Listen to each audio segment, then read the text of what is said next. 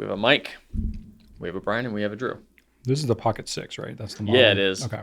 I'm The Perkert, sir. pretty sure about that, but doesn't hurt to check. Well, it sometimes does in hockey.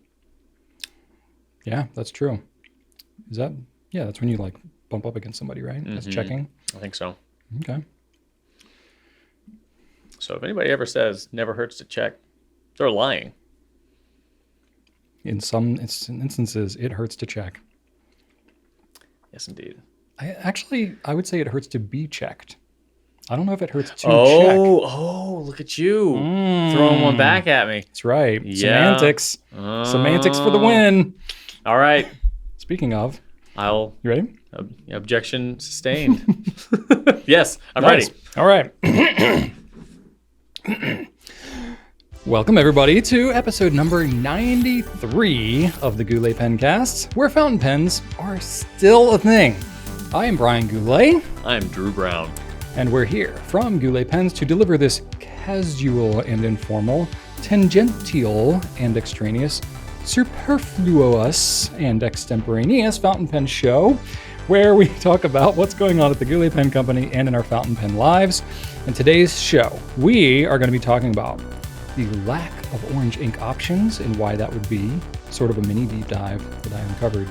So we'll see right off the bat. We're going to be showing you Drew's pen collection. We got a question about whether you should or shouldn't remove the stickers off your Pilot pens. And we may have a little bit of a conversation about that, because I think we maybe feel different about it. We're going to talk about what we would name each other's autobiographies if we had to choose the titles. It's an interesting question. Never been asked that one. We were asked what we think about Waterman pens and ink. So we'll talk about that a little bit. And then we're going to spotlight the Schoen Pocket 6. So yeah, it'll be a good one. I'm excited. All right, let's start it off with some feedback. All right, we're going to start off this week's feedback with a personal attack on yours truly. This is from Liam. It's always a good way to start. Right? Liam says, Drew, young man, you're in trouble. I've always hated brown. It's the color of poop, of dead grass, of those horrible corduroy pants mother made me wear as a child in the 70s. Now, because of you and your enthusiasm, I have a bottle each of Platinum Brune Sepia, Noodler's Rome Burning, Golden Brown and Walnut, and Diamine Raw Sienna. Samples of the above, as well as numerous others. I think I'm addicted to brown now. Wow. But seriously, I am really enjoying the Rome Burning. Hopefully one day I can get my 2 Grail pens from Goulet, as you are the only place that has them. Well, Liam, you're welcome, thank you, and I'm sorry, I guess. Are you sorry, though? No. I mean, your whole thing is you love talking about the things you love to get other people excited about them, right? I mean, nothing bad happens when you talk about the things you love, unless you love really dumb things. So, I don't, though. Everything I love is awesome. So, everybody should hear about it. Sure. Let's go with that. Let's go with it. All right. David Cool says, I feel like lasagna is kind of like a spaghetti loaf. And who doesn't like lasagna? Last week, I asserted that everything is better, food-wise anyway, in loaf form. And you didn't disagree with me. And then I mentioned spaghetti loaf, and you're like, ooh, spaghetti loaf sounds good. But David Cool was like, dude, spaghetti loaf's kind of already a thing. I mean, it tastes the same as spaghetti. It is pasta, but there's different stuff going on. You don't have like ricotta and stuff like that. You don't have to have ricotta in lasagna. I don't know about that. You don't have to. Can you just make whatever you want and call it lasagna? As long as it's got lasagna noodles, and you cut it out into a cube, that's lasagna. Absolutely. I don't know. Oh, sure. There's tons of ricotta-less lasagna recipes out there. I'm sure there are. There's people that don't like ricotta. Oh, for sure. I don't love ricotta. I like a little bit of it. Yeah. But over the years, I've become more and more averse to manicotti and stuffed shells. It's just so much. It's so much ricotta, man. It's just when I cut into a stuffed shell and it just like explodes with ricotta, like that's just ugh. Yeah, I'm kind of with you on that. I mean, I do like it still. Now ricotta. I like tortellini. Tortellini is a good ratio. Ravioli's fine, but there's a limit where it's just like a cheese grenade in your mouth. It's just TMR. Too much ricotta. Yeah. And then speaking of loaf, Jessica Yeo97 says, Drew, the best kind of loaf equals a corgi. Jessica, of course, I agree with you. Jessica then says, please share a picture of your lovely pup. Jessica, I have 3 lovely corgi pups, and I will take you up on that because every dog owner loves showing pictures of their dogs. So here, boom, corgis. Ollie, Dinah, Hank. Not Ollie. Ollie's dead. Love Ollie. Felix, Dinah, Hank. Ollie's with you in spirit. Yes, he has crossed the rainbow bridge, but we still love him. I say Ollie and Dinah together all the time. It's just very repetitive. That way for like a decade, right? Yeah. And then finally, Hienvield, I'm going to just say that, says, you should get an exclusive Goulet Cross Namiki Maquille toothbrush. Wow. Goulet Namiki Maquille toothbrush. Stepping it up a bit. Let's just go for that, Brian. Why not? I feel like... I don't know if the Miki would agree to do it, but in concept, that is something that could be urushi'd. Yeah, maquillated. You can urushi anything. In fact, I think that pens are not one of the primary things that they actually maquille. It's like a fraction of it. Usually it's like dishware and boxes and trays and furniture and stuff like that. I believe that urushi handled brushes are actually used in the process of, all that, right? Why not, right? It would totally make sense for that to happen. But this is funny. The reason I put this on here was because sometimes I sort the YouTube comments by like which ones are the most liked. Mm-hmm. This one was the most liked for some reason. I'm like, okay. I don't disagree with you. Jiving on the toothbrush, I guess. All right. Maquille toothbrush. Yeah, why not? That's an idea. Yeah. All right, I got a little bit of feedback as well from Gabe. Hi, guys. Been listening to the Pencast from episode 1 ever since I got into the hobby. Wow. Oh. And just now with episode 91, have finally caught up to the presents. Dang, that is a lot of time. That's a lot of You've nonsense. Spent just as much time with the Pencast as we have at this point. Pretty much, How about that? We're all on the same playing field now. Gabe said, I've gone from listening at first to just learn what was going on in the fountain pen world to listening just out of enjoyment and for ideas for what else to spend money on. I'm looking forward to needing to look forward to the latest episodes. Yeah, I read that right. Okay. That's awesome, Gabe. We look forward to this too, Gabe. See, we're trying to just build enough of a foundation that our voices are so familiar to you that it just feels comforting, and then we can just literally talk about anything. There we go. You'll enjoy it. Maybe we're getting to that place. If you listen to all 90, this is the 93rd episode, but if you listen to all of them at this point, is that kind of like Stockholm Syndrome? Like mental Stockholm Syndrome, maybe? Parasocial Stockholm? Parasocial Stockholm Syndrome. Wow. Well, they're choosing, they're choosing to do it. True. I don't know. There's probably there's probably just a swirl of psychological happenings around this whole thing that's going on. Who knows? Regardless, we're here for you. Yeah. Anyway, I'm glad you're enjoying it, Gabe, and I think you're in good company. Dave Goodridge, 8352, says, your conversation of eyedropper pens reminded me of my regrettable experience with eyedropper pens. I didn't want to use one of my better pens in this endeavor, so I grabbed a Pilot Kakuno. Uh-oh. Those don't eyedropper. This is going. It's got holes in the back of it. Okay. I pulled the cartridge out, cleaned and flushed the pen. I had silicone grease ready. Ink syringe full of Bay State Blue ready. Ooh, that's a very stainy ink to test out on your eyedropper. As I attempted to fill the Kakuno body with Bay State. Ended as soon as I felt ink running down the back of my hand, dripping into the sink. Of all the pens to use, I chose the one with 2 holes in the end of it. What a mess. No more eyedroppers for me. So, Dave, thank you for being vulnerable and sharing your experience here. I can definitely say I've tried filling pens before that have had holes in them, or that, like, I assume the trim, like on like the whatever finial like ring or whatever was like watertight. Totally wasn't, and had things happen. You're in good company. Yeah. But couple things to say there. One is, if ever you're looking to eyedropper a pen you've never eyedroppered before, just try it with water first. That way, if it does leak, it doesn't make a big mess. But also, do you know why the Kakuno has holes in the back of it? No, is this a dad joke that I'm walking into? No, it's not a joke. I'm afraid. No, of I'm you. not. It's not a joke. All right. Dead serious here. I trust you, Phyllis. So I believe because I don't know that in the U.S. that it's marketed as like a children's pen, but I'm pretty sure that it is in Japan. So for any pen that is like kind of marketed or geared towards children, they have to put holes in the back. That way, if the child swallows the pen, it doesn't fully block their The whole airway. barrel? Or caps or whatever. Like, I guess it's happened enough. Oh. So if there are any pens that are like, at least geared towards marketing to children or can be viewed that way, they require those holes in the back. Oh. So if you look at any of the pens that are, kind of in that realm, I think you'll find that. So I know that's the case with some of the Pelican pens, like the Pelicano Junior, I think maybe is like that. And there's various other ones. But yeah, if you look at, especially any products that are geared towards children, like especially like school supplies and stuff like that, you'll see that a lot of them have holes in the caps of the pens. Didn't know that. I don't notice that common for the body of the pen, like on a ballpoint or whatever, but the caps, yeah, they always have a hole. How about that? Because kids swallow things. We also have on our website whether or not a fountain pen is able to be successfully and safely eyedropperable.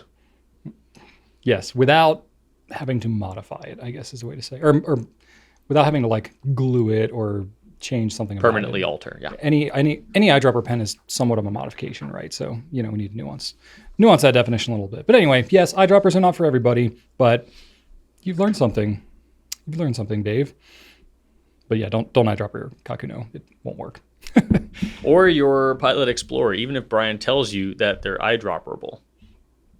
They are eyedropperable. No, they're not. What are you talking about? Pilot Explorer is not eyedropperable. You What? told me it was, and I tried it, and it's I not. tried it. It's not. Maybe it's not reliably eyedropperable. And definitely not. What was the issue? Where did it leak? It poured out of the back. What? Yeah, man. It got all over my hand. We talked about this. I showed you a picture. Yeah, I feel like I'm remembering this, but I definitely eyedroppered mine, and it was totally Actually, no, I fine. took a video and put it on the Pencast. Okay, that's fair. But for sure, I eyedroppered mine, and it was fine. So I don't know what to tell you. I don't know what you're doing with your pens where it's not working, but my magic thumbs, I just like rubbed it, and it just Get outta here sealed with that. itself. I Get guess. outta here. Anyway, that's what we got for feedback. Let's talk about some new stuff. All right, Drew. First thing I'm going to talk about is something that we don't actually have That's anymore. helpful. Yeah, always helpful. Something new, kind of pricey, limited quantity, sells out by the time we do the pen casts. But if anybody, That's what people come here if for. anybody has one, they might appreciate this information. Yeah, we didn't get very many of these at all, but I did keep one just so that we could have it for reference. You tested it a bit. Our team tested it. So this is the Platinum Chokuro Black. So this is a 60 milliliter bottle of black ink, and this is touted as the blackest black ink that is ever blacked. And it's pretty darn black. How much more black can it get? The answer is none. None more black. I feel like that's a reference, but I don't know. It's from what's- Spinal Tap. 1984. I have seen that, but it's been a while. Good stuff. Turn it up to 11. I know that's from Final Tap. It is. It is. Anyway, this bottle of ink is expensive, $60. That's And- the most expensive bottle of ink I've ever heard of. It's not the most expensive I've ever heard of. Well, I mean, but it's like- the most expensive we've ever sold. Yeah. I think like Louis Vuitton or somebody had a bottle of ink that was. Pish posh. Yeah. But that might have been like $60 or $80 as well. But it was nothing. It was nothing special. It Yeah, was just I mean, the brand. like normal ink brands. Yeah. Anyway, so this is it's a very pigmented ink. So it's basically like the platinum, pigmented black. The I want to say Kiroguro, but that's Sailor, isn't it? That's Yeah, the your carbon black. Carbon black. It's Yep. like Carbon Black went Super Saiyan. Yes, there you go. Turn carbon black up to 11, and you get the Chokuro. Now, the thing that was a little bit confusing about this, and that some people may have questions, first off, like, why is it $60? It's just like whatever the black pigment, whatever magic that black magic, that they work to make the thing this dark, is probably just really expensive. But at least the initial batch that we got here also comes with like, special. I guess it's some sort of like distilled water or whatever, just water with nothing in it.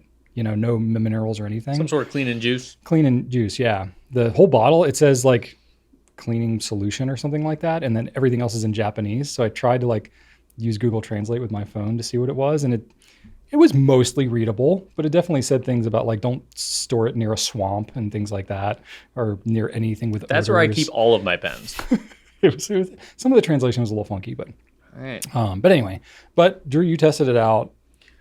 It I seemed did. okay. I did. You cleaned it with normal water, and it seemed okay. I did. It said we were told early when we first heard about this that tap water was not recommended because of the minerals like in the tap water could react something with like it or that. something? Yeah. So I left it in a Twisby Eco over the weekend, so about 3.5 days, and came back on Monday, rinsed it with tap water, and it cleaned out just fine. Okay. So nothing destructive happened, but the Twisby Eco has a really good seal on it, so theoretically, that's going to be on the better side of cleaning things. Yeah. I did dip test it with a glass pen though, and that did leave a significant amount of residue behind within the channels of the glass pen tip that I was able to use a toothbrush and brush out with not a lot of effort, but the paper towel just wasn't getting in there enough. Yeah, and the water wasn't touching nooks and crannies. So I suppose there will probably be some residual pigment, which just kind of looks like a dust, left over, or a powder that is a physical pigment. So it is more challenging to wash away something physical, but if you can get something in there like a brush, you should be able to get it out fairly easily. Yeah, so we're still kind of testing this out. Again, this was kind of new to us, and everybody was kind of releasing it, and we knew it was limited anyway, so we tested it enough that we felt comfortable, selling what we had, but we're definitely going to test it some more. We're going to try putting them in some of my pens and just leaving them be, letting them dry the heck out and see how it goes.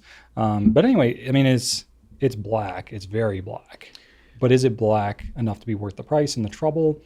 Not for everybody, I would say. It's kind of like eyedroppering a pen. It's like, if you really want the specific, use that this ink will get you, it'll totally be worth it for you. But for the average person who just wants a dark ink, I think there's plenty of other black inks that are less maintenance to worry about. It's more black than carbon black, but not by the same ratio of the price difference. Yeah, it's a law of diminishing returns, right? To get that little bit more black, you pay it's significant more cost. Yeah.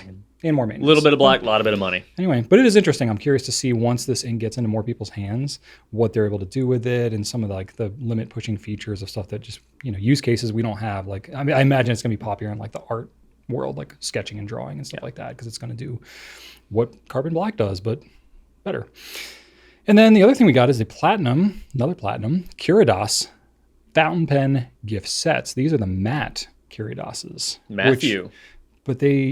Matte with an E. Oh, not Matthew. Not Matthew. Okay. I mean, you could shorten it to Matte with an E. Why not? Okay.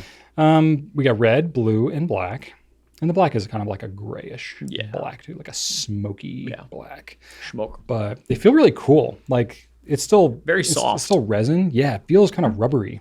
You know what I mean? Kind of like the grip on a Lamy Studio stainless steel. That rubbery kind of grip. Yeah. It kind of feels like that. Didn't we have a pen kind of recently that we were using? Like a rubbery. We literally said the grip on a Studio. I think the was it the Zeolite or the new finish on the Niter. It was. It feels kind of like that. Yeah.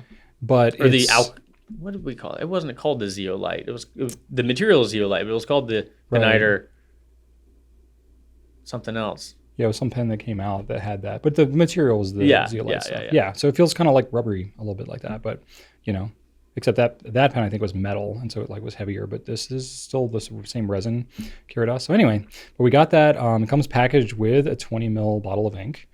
So that's kind of cool. $120 for that pen. Retractable nib, stainless steel nib. But if you like the Curidas, that general format, I think this is worth a look. And then I forgot to mention, but for the Chowkuro Black, I don't know when we're getting restocked on that. When we do restock it, it's not going to be the full kit. It's just going to be just the bottle.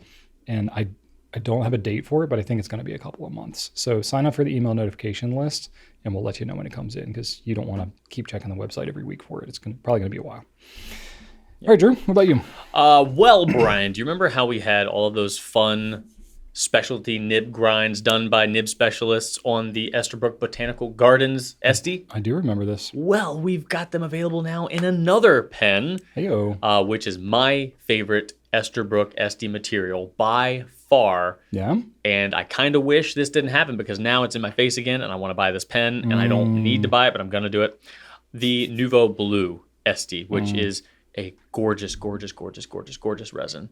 And I love it. And do you like this resin? No, not at all. Okay. What makes you think that? So the journaler nib, the scribe nib, the needlepoint nib, and the techo nib are also available on the Nuvo Blue SD now at $229 a pop for the specialty nibs. The regular, boring, sad, nothing nibs are going to be $175.50, but you don't want those, do you? Nothing nibs. No, you don't want those. Why not to have some fun? If you're already spending $175, go up to $229, get yourself a fun nib that has been hand-tuned by a master craftsperson. Just pretty phenomenal. Cool.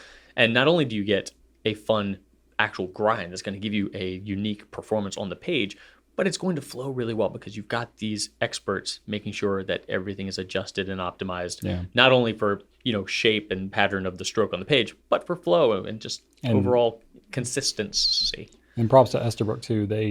I don't not to get too much into the weeds here, but like if you look at the price, the jump in price to get the specialty nibs, that's basically what you pay from the nib grinder it's to not get bad. it. They're not. I don't think they're probably making any additional money from these grinds. They should be $100 more. They really should. Yeah. So they're going through the extra work of offering these specialty nibs. I think because they're just enthusiasts, they want to support these nib grinders, and it's just cool to be able to offer them. So that is pretty cool. So if you're like on the fence about it, I mean, it's cool. You're supporting people in the pen community, and you get a cool pen out of it. So for sure. Yeah.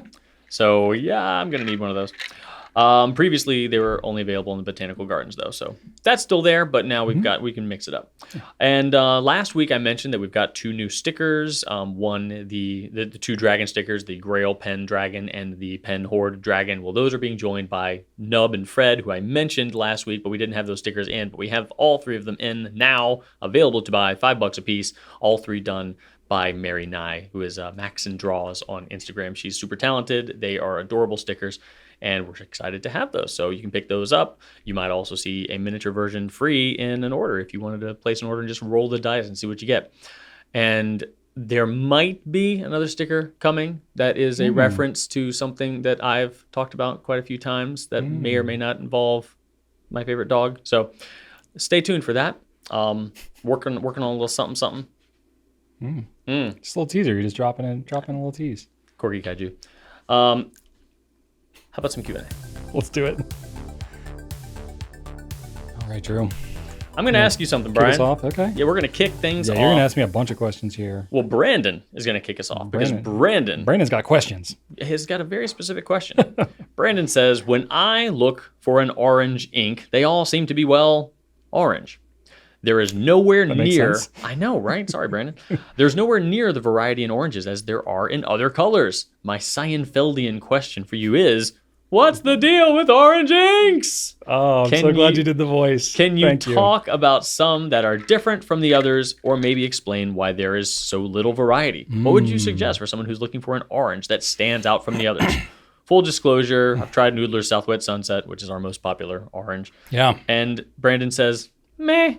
Meh? I would personally like something more vibrant and bold, if that even exists. Thanks for all that you do. I can't wait for episode 100. I'm assuming it will be a musical spectacular. You are correct. Musical spectacular? I don't know about that. I got a Christmas time for me. Do you have musical? I've heard you sing. No, you haven't. Sometimes before. No. I feel like I've heard you sing. You shouldn't have. Maybe in my mind. Didn't think anybody was around. No one should have heard that. No, I sing terribly. Every time we sing Archer a bedtime song, I can just feel Shannon's judgment. As a professional singer, I'm like, oh my God, she must think I'm just garbage. Well, you're not a real musician unless you're constantly judging others' musical ability. Everything you hear, it's a gift and a curse. She's never said anything. I'm sure she doesn't actually think that. It's a pretty low bar. That's all right. Okay, so there's a lot of questions here. First off, I appreciate the Seinfeldian reference there. That's nice. I think you're right. I think this is true for most orange inks, also for yellows, and maybe a couple other colors, but oranges and yellows especially. I feel like there's a limited range of available colors and a limited range of, quite frankly, usable colors. Yeah. The limitations on the range of colors, I think, is what is readable, basically, with both of these. And it's probably more the yellow component of it, right? Because the more yellow you remove out of your orange, the more readable and kind of useful it is.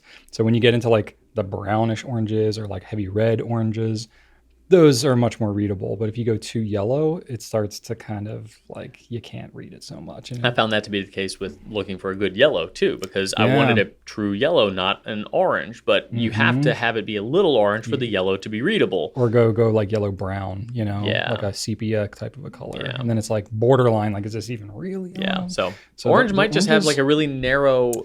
They do. Yeah. It's kind of a narrow window. And I looked, because it's been a little while since I've like looked thoroughly on the site for oranges specifically. So I dove into that a little bit. I will say this question sent me on a little bit of a deep dive. I won't get fully into it because I like felt like I'm watching some like interview stuff on YouTube with Alex Honnold, the free solo climber who was in the movie Free Solo. He's a free soloed El Capitan. I just know the guy who lost his arm in the James so this Franco guy, movie. He used no ropes and he climbed up a 3,000 foot sheer granite cliff. That's awesome and insane. First person to do it, and they recorded it on video in his whole process for preparing for it. He's very famous now. But anyway, so literally like watching his stuff. So I'm thinking about, where did I even get onto this topic? I don't remember how I got here. Oh, the deep dive thing. I feel like I'm like hanging on to this topic with like my fingertips. And then when I started to research it, I just like plummeted down into the crevasse. Assuming that didn't happen in his movie. No, he did not. He survived. Okay. Yeah. But anyway. Spoiler. Those of you who've seen Free Solo. Now I'm not going to watch it. Spoiler. Yeah, right. Sorry if you were hoping to see someone plummet to their death in real life. It didn't happen. Anyway, so I went very deep down this rabbit hole, and I so quickly was in over my head with like chemistry and science and stuff like that I was like, I can't even try to summarize this for the Pencast. So anyway. He's just saying, what are some exciting oranges? No, but he asked, can you talk about some of the difference and like explain why there's so little variety? Oh, okay. So that got me into like, what is orange ink actually made of? And then that's where I went down, deep down the rabbit hole. I thought this was a safe one. And I guess I had like the platinum ink in my mind, so I was thinking about pigment and all this kind of stuff. And so just like it sent me down a rabbit hole that was so deep so fast. I just got Sounds scared. like you're going down a rabbit hole about going down a rabbit hole right now. I'm going down a rabbit hole inception here. Anyway, back to my notes. Okay, so my question, I don't really have the best answers for you here, Brandon. Obviously, that's why I'm floundering, but I think there's probably some limitation within the dye components that are part of it. I think some of it is like just the color spectrum when you get up into the yellows, especially when it's on like white paper or ivory paper. It's just not enough contrast to really be able to read it. I think that's part of where the limitation is. They could maybe expand the spectrum, but it would be unusable, like highlighter ink looking kind of stuff. So it's not anything that anybody would use, so they just don't even bother making it. And I will say historically, when we've had like really bright yellow or orange colors, nobody buys it because it's unreadable. But I think maybe even within the dye components themselves, there might be some limitations on what's even possible to be made. And I say that with a question mark in my voice because as I started to research, like, what are the components of an orange ink? I just literally Googled that and I found this very comprehensive site from Rice University in Texas, their chemistry department, that had this huge article about pigments and dyes. And it literally goes into like the origin of color and gets down to like the molecular level about different like minerals and components and how they make up color and all that kind of stuff. So I fell off the cliff there. It was way too deep, but chemistry is complicated. Gave me an appreciation for ink and what it takes. But, to kind of summarize it, hashtag it's complicated, right? But I looked on our site, right? So, and I found that we have 33 different orange inks out of the 800 plus inks that we have. It's 33. Not many. Seems kind of underrepresented, right? Yeah. Just as an example, like Diamine, which has 154 colors, I think at the moment, has the most orange inks at 9. So 9 out of their 154. So it's like, I don't know if that feels appropriate. It feels a little light, but I'm not sure. Sailor, that's the brand we currently have that has the most colors. So Sailor brand has 166 different inks. 4 are oranges. Ooh. Feels underrepresented there. So anyway, I found that there are, of all the inks that the orange inks, I looked at our site, that we have, some of them lean more like pink and coral. like Ink Studio 173. Is that what were you thinking of? There's an orangey coral that has a really cool chroma shading aspect to it. Yeah. I think that might be it. That's probably it. Okay. I was gonna look it up just now, but it does have a little pink. It straddles what you could arguably consider to be an orange ink. Yeah, it does. Like it's really more of a pink or coral. Yeah, Brandon wants something really vibrant too, and so that one doesn't quite hit it, right? Yeah, so none of the ink studios are really as I was punchy. as I was looking at the spectrum of orange inks that we have, probably like maybe a quarter of them kind of lean this like corally kind of pinky thing. And we have them classified under orange because there is orange in there and it does make it easier to search. But I don't know if I would call them like true oranges. And then I found there's another group of oranges that are leaning brown. So you get like Diamine Autumn Oak as an example. Yeah. That is a heavy brown influence. Those honestly tend to be the more popular oranges, the ones that lean brown for us. I think because it's just more contrast, people can read it more. But I didn't count every single one and whatever, but if I had to estimate, I'd say we probably have like 15 to 20 like true orange inks on our site. It's just not that many out of in the grand scheme of things. So like I say all this to sympathize with Brandon here. Like, I think you're right. Yeah. I think there are underrepresented orange inks. Legit beef. Yeah. And I don't really know why that is. But you're looking for ones that are more vibrant. So I have some. These are some of our more popular ones that I've used and maybe would recommend. Diamine Pumpkin is probably my number one. That's my number one. That's like one of the more vibrant. And it literally looks like you just like squeezed pumpkin juice into your pen and then write with it. It's berry orange. It's a nice one. Yep.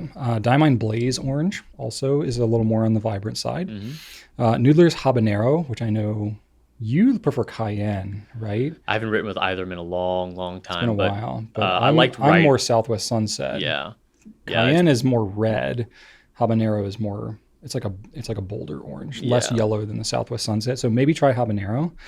Diamine Inferno Orange, that's a shimmering ink. So I don't know, if you can't achieve the vibrancy you're looking for just in the ink color, maybe some shimmer would get you there. There you go. Diamine Sunset, that one leans a little bit red, but so I don't know. I'm just trying to give you some options here. It's a good one though. Yeah. Jacques Urban Orange Soleil. You definitely never used that one. Have you? That I don't know if I have, honestly. Yeah. So check that one out. And then Sailor Shikiori Kin Mokusi. Mokusi. Not sure if I pronounced that right, but so those are ones that I would kind of urge you towards. I will say the challenge that I've seen with more of the vibrant oranges, they get hard to read. They can look kind of highlightery. So maybe get some samples and try some of those out. And last but not least, oranges also seem to be the ones that will barnacle up a little bit more on your nibs. I don't know what it is about. It must be something with the dye components. Yeah. Because anything that has, I don't know if it's like something specific to like the red, because there's red inks that do it too. Maybe it's like some of the red components of it. Anyway, but last thing I'll share though, related to the deep dive that I did, maybe we can link to this article in the video description or something, because it's just way too much to summarize. But it talked about the difference between dyes and pigments, and this is going to seem very basic for anybody that knows their chemistry, but basically it's all mineral based. So it's all mineral. You can have organic or inorganic ones, and there's some other like modern chemistry magic that or classifications of both or in between. But basically dyes are where you have minerals that change the color that are soluble in the case of fountain pen ink, it would be soluble in water. Right. So it actually does become all liquid. Whereas pigment, the pigment does not dissolve in the water and it stays in its particulate form. Right. So yeah. I used flour as an example when I did a video at some point. Because flour, you can add flour to water and it'll stay in suspension like forever. Not forever, but pretty much forever. Yeah. It'll make it look cloudy and it'll stay that way. Yeah, like disperses evenly in the water, but it stays, it never dissolves. Not like salt or sugar or something like that. Yeah. Yeah. So there you go. Anyway, so yeah, a little bit about orange. I think it is underrepresented. I don't really know what to do about that. We carry everything we can. Well, we can make an exclusive Goulet orange and not selling any of them. There you go.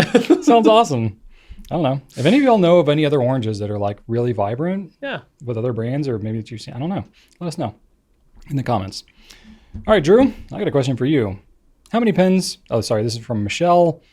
How many pens does Drew have? I'd love to see his collection. Okay. You want to show your collection? I brought most of them with me. All right. Do you want to use your phone or you want to use my phone? Whatever, man. Whatever. I'll use my phone. Okay. Then you don't have to worry about it. Go for it. All right. One of the things you're going to immediately see is that they're not very organized.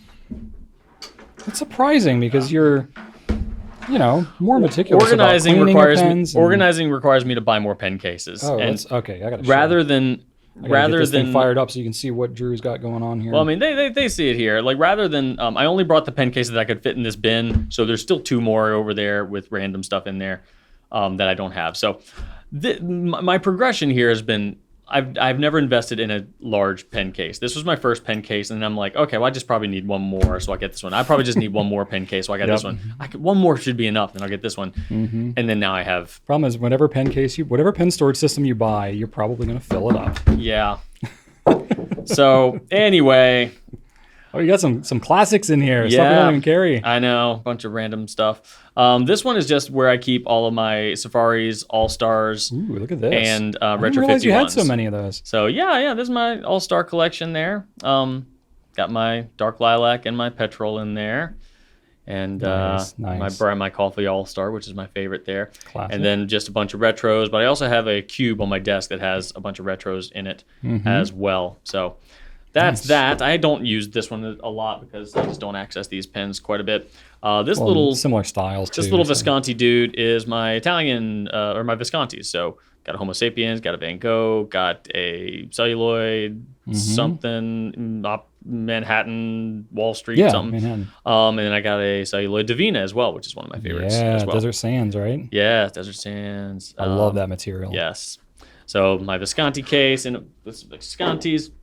I keep all my pilots in here in an Italian case because I don't care. Why not? Got my beat up, jacked up, halfway broken vanishing point. Oh my gosh, yeah. What happened to that? It's just, look at all this thing's all scratched up. I put a Sharpie on here to kind of cover up all the scratches. I've done that. It's been around. I got this. What happened to the clip though? It just pops off. Why does that thing pop off? It pops off, That's all right. If you ever it's not like a normal thing. If you ever wanted to see how a vanishing point works. Oh yeah, let's see it. There you go. Trap door. It's got this little mouth like a big mouth Billy Bass. Sorry, let me get. Take me to the river. Take me to the water. Blip, blip, blip. There you go. It actually makes it kind of easy to clean, this thing popping off like it does. But whatever, It's not supposed to do that. Ignore that. Yeah. Got this Japanese thing from Marusan. This is a Pilot Custom 742 with a PO nib, I think. We've got a whatchamacallit here. What's this pen called, Brian? This thing, we sell these. Ishime. Got a green Custom 912. Got a brown 91. These are both from Japan. Ooh.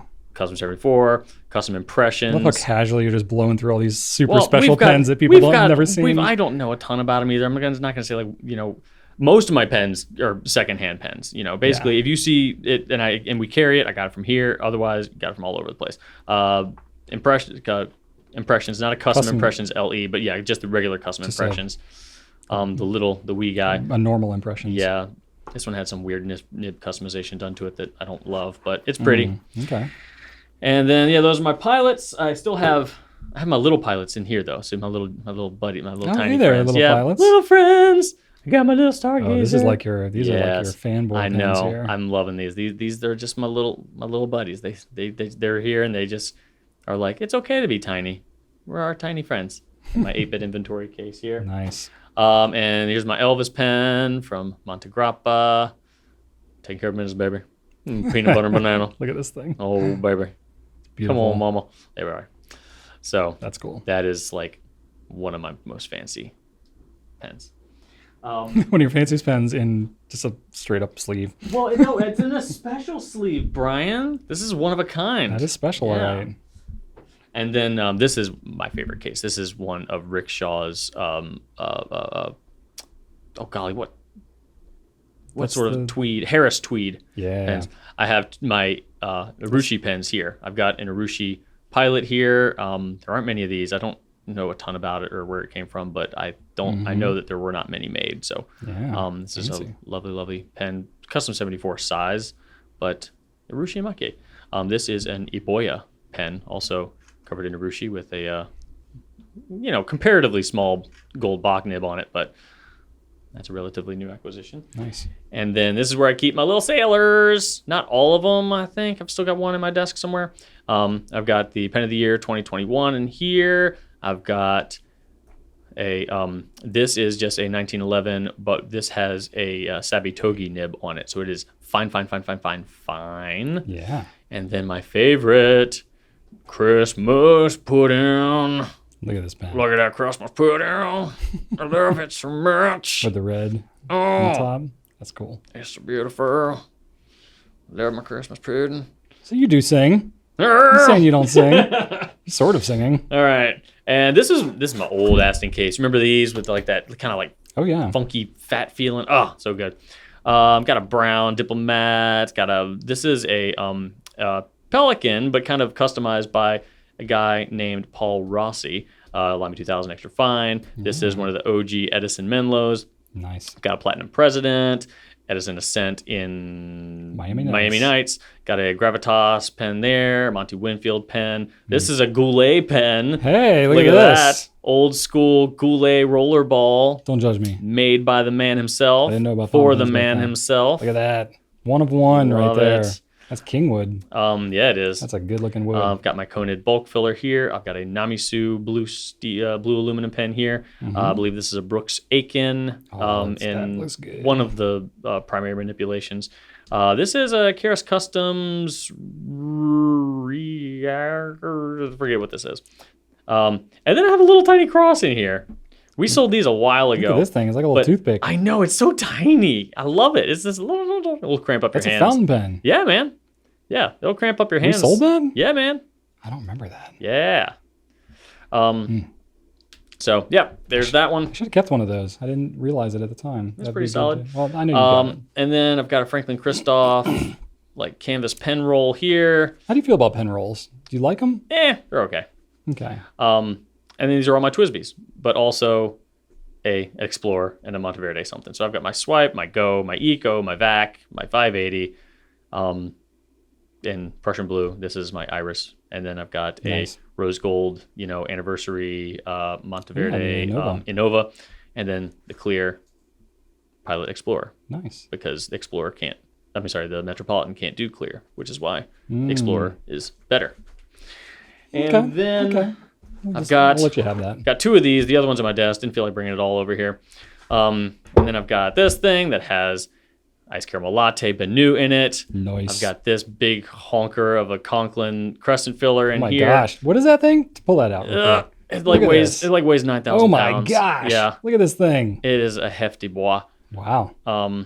Yeah, dude, this thing is looks good. Is a beefcake. And then I've got this brown Jinhao.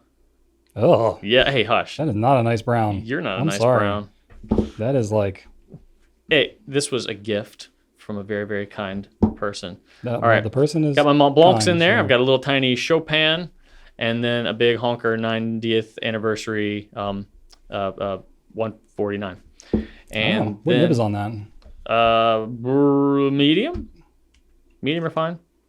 It is... Oh, look at that. I got a 90 on the nib. I don't even see where it says what nib. I can't even see. Doesn't say it on there? I don't know. 90. It's the number 90 nib. It's big enough. Seems like it. And then finally, got another thing in here. Got some more rickshaw things. Oh, these are all my poured pens. So I've got two pens by Atelier Lusso. Cool. Diamond cast on this one. And then I've got a, this one is from Scriptorium in a Brooks resin. That diamond cast one, is that the same material we use in our Franklin Christophs? It is indeed. Awesome. It is awesome.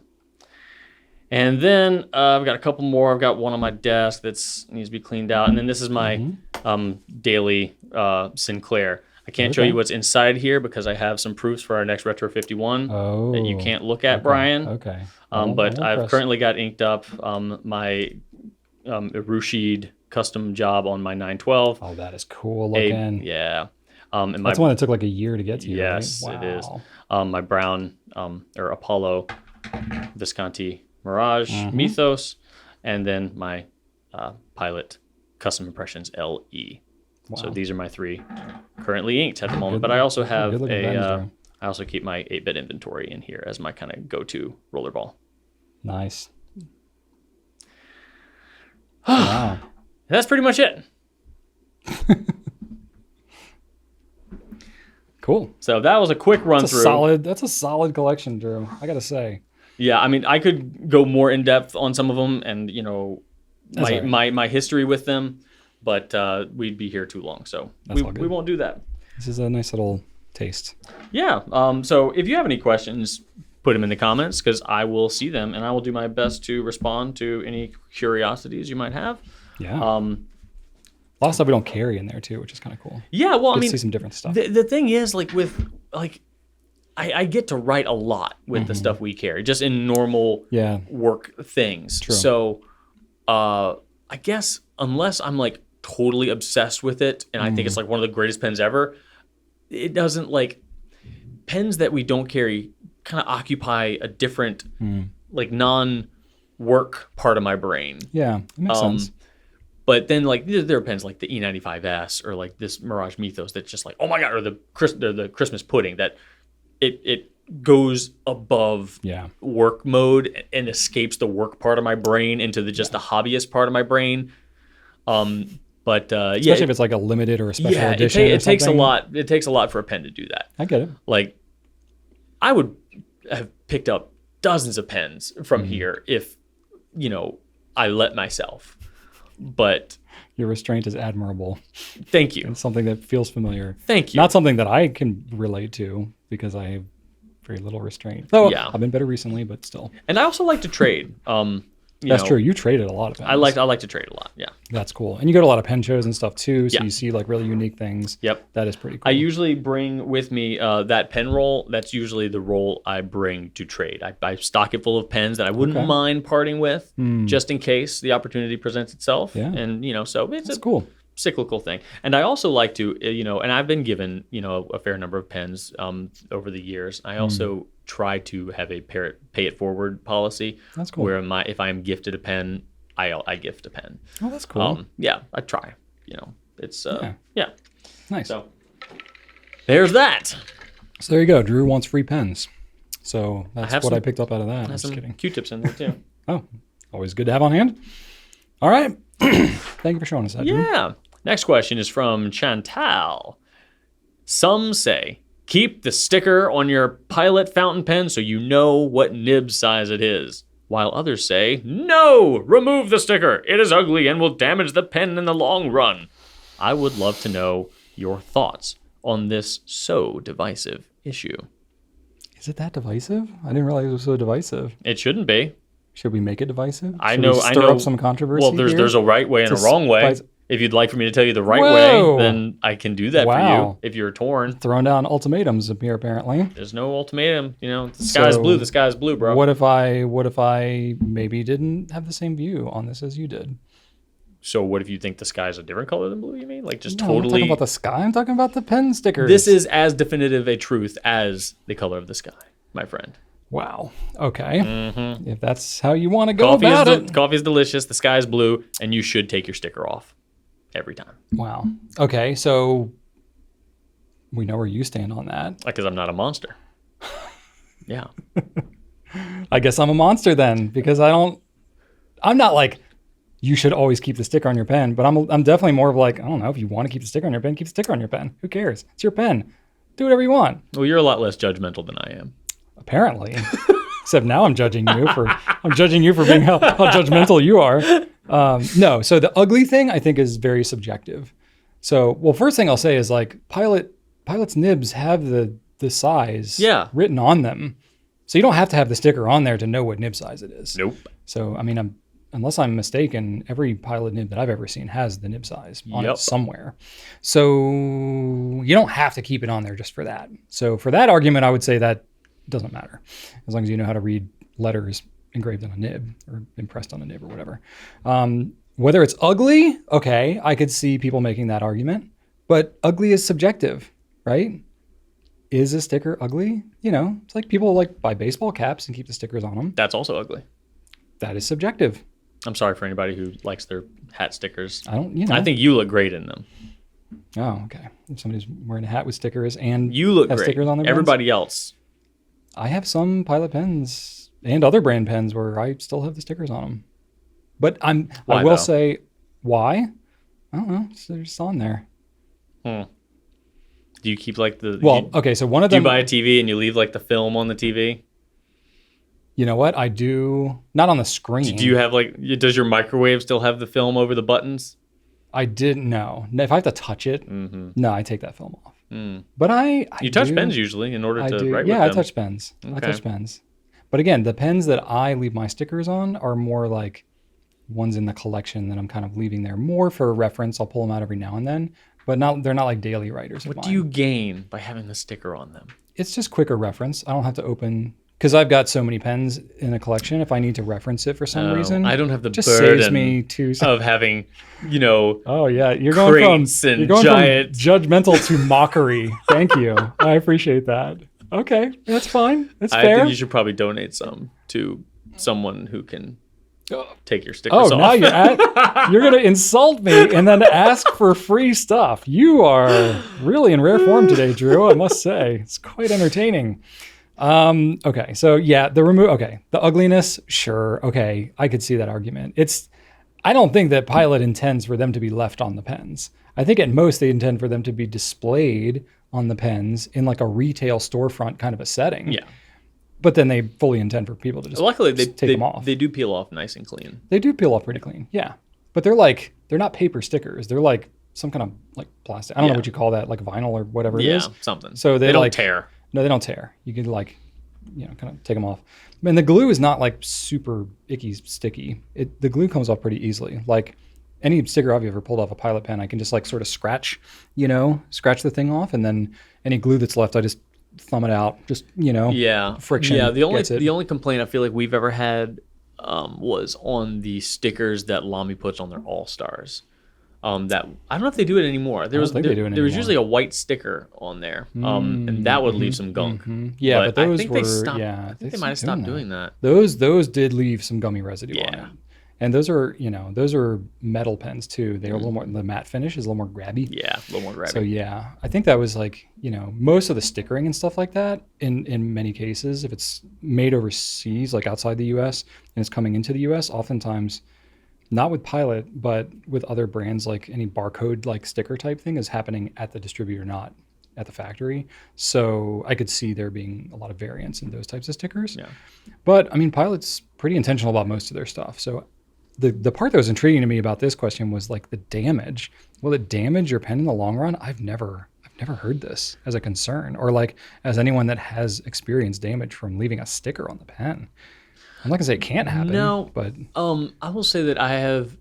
I remember I kind of recently purchased a secondhand pen, a Pilot pen that I don't remember which one it was, but it had a sticker on it that had been left there for quite a while. Like decades? No, I don't have any like decades a vintage old pen? Pilot pens. No, it's been around for over 100 years. Yeah, so no, you could have vintage pens. No, a couple years at most. Okay. But it did have like a rim of like kind of just like everyday dust, crud, stuff that had kind of stuck to the side of the stickiness of it. And it did leave a ring, but nothing that wasn't very easily. Did it clean off? Yeah, it did. Yeah. Okay. So I think that's the worst that could happen is maybe to me, that's not damage. It's not damage. Dirty. Yeah. No, that's the worst I've seen. The only thing, and again, if I'm ignorant of this, let me know, because if there is like an actual concern of damage, then okay, that's fine. But there's a lot of Pilot pens out there, and I've never heard of this being a thing. Yeah. The only situation that I could see where damage maybe could be a concern is if you leave a pen out in the light, like UV ultimately will break down anything, right? So if you have a pen that's got any type of color to it, I could see like with enough UV exposure, probably would take years. But if you had enough UV exposure, it could lighten up some of the resin color. And if you have a sticker on it, then it's sort of like if you like put suntan lotion on like part of your body, or like your watch or your ring or something like that, you would then not be exposing that part of it. That's the only damage that I can really think maybe would be a potential. So I don't know. That's kind of all I got. Like, Yeah. I would say just, take it off. You can feel free to take it off. You don't have to leave it on there. You don't need to reference it for the nib. If you like the look of the sticker, then keep it on there. Who cares? I don't think it's enough of a concern for damage. Drew cares. If you keep your sticker on, Drew will judge you hard and mock you and then ask you for free things. I used to think you were cool. Well, I did. I won't judge you. And I think you now- can do whatever the heck you want to do with your pens and just live your best life. And then don't worry about this guy. Don't worry about his judgment. Don't live your best life. Look at him. Just look at him. Live the way I want you Just to look live. at this guy. Do you really care what he thinks about you? Really? I think you're fine. All right, Drew. I got a question. Bring it. What a silly question. I love it. This is from Javi C. This question is, we've never been asked anything like this. This is a beefy one. This is a beefy one. If both of you were to write your autobiographies, but you weren't able to title them yourself, what title would you guys give each other's book? So you write an autobiography and I have to title it for you and vice versa. Yeah. And Well, keeping into account, I don't know like what your book is going to be about. Like an autobiography, it's about your life, it's but then generally factual about but like you life could story? focus more on the business, or you could focus more on your family, or you could focus on any other aspect of your hobby. So I took it generally. You're making some assumptions about what my autobiography Or would I be actually about. I actually gave you some options about like You gave me some jumping off points here. I appreciate it. Which ones you maybe which directions you might have focused on. So Okay. I'm gonna do some humorous takes first because I just couldn't help myself. First one. Diet Coke and Cheerios, Cautionary Life Lessons from Brian Goulet. Both of those reference times where he ate a quantity of something challenge myself to he eat, probably shouldn't have, consume mass quantities, and to go the 80s regretted it reference. for various reasons. Yeah. Next title that you can have as an option, Mm-hmm. The Zen of Chainsaw, Finding Peace in Power Tools. That is very accurate. I do find peace and power. I know you do, which is quite an enigma, like for as outwardly chaotic, loud, and seemingly destructive as they can be. But it is your happy place and your peaceful time. Yeah. How don't think someone it's chaotic can at all. be at peace and calm, just like tearing into a tree with gas-powered metal teeth. I don't know, but you find a way to do it. You actually want to know. So you know how I watch a lot of stuff on my phone. Right? Yes.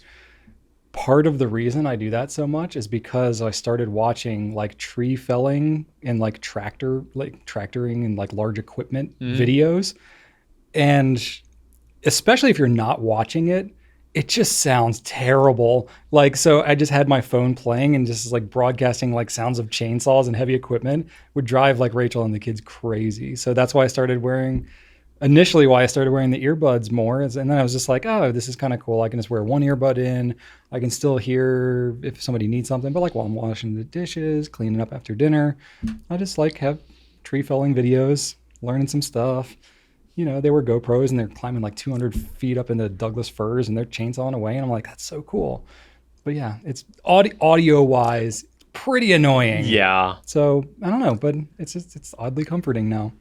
None of the like Calm or Abide or like none of these like meditation apps have chainsawing sounds, to be fair. I love that. I love that journey for you. Yeah. All right. And then finally, the last option you have, simply Severance, the entire series written from memory. I like that. You'll get there soon enough.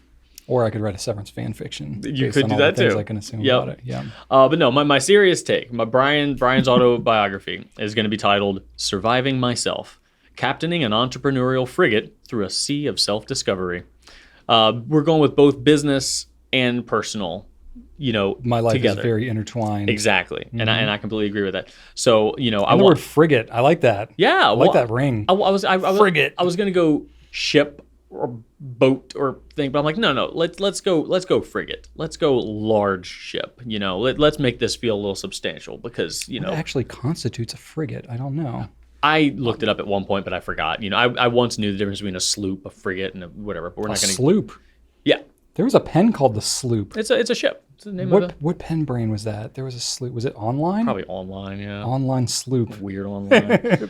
But anyway, so yeah, not only has Brian spent obviously the last 15 years doing the whole Goulet Pens thing, But from the beginning, he has really focused on self-improvement, kind of self-actualization, a big focus on mental health when he realized that I can't be the best version of myself for my team, because that was always something very, very personal to him. Like, I'm going to support my team. Even when it was 2 people, 1 person, like, he very much took charge of the people that he was now responsible for their paycheck for.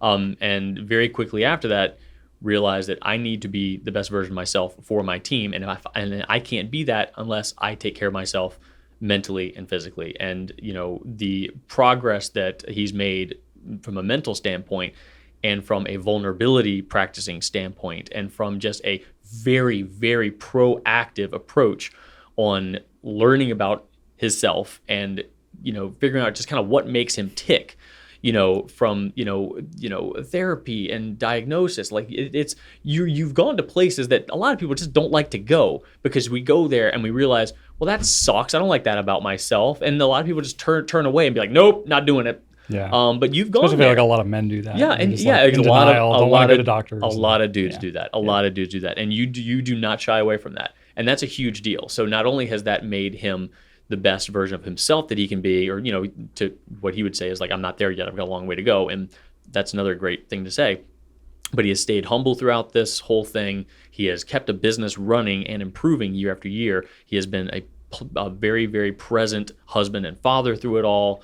And, Rachel as well through all this, both of them, one cohesive She's better unit. at it than I am, honestly. Well, you both take turns. Yeah. You both take turns.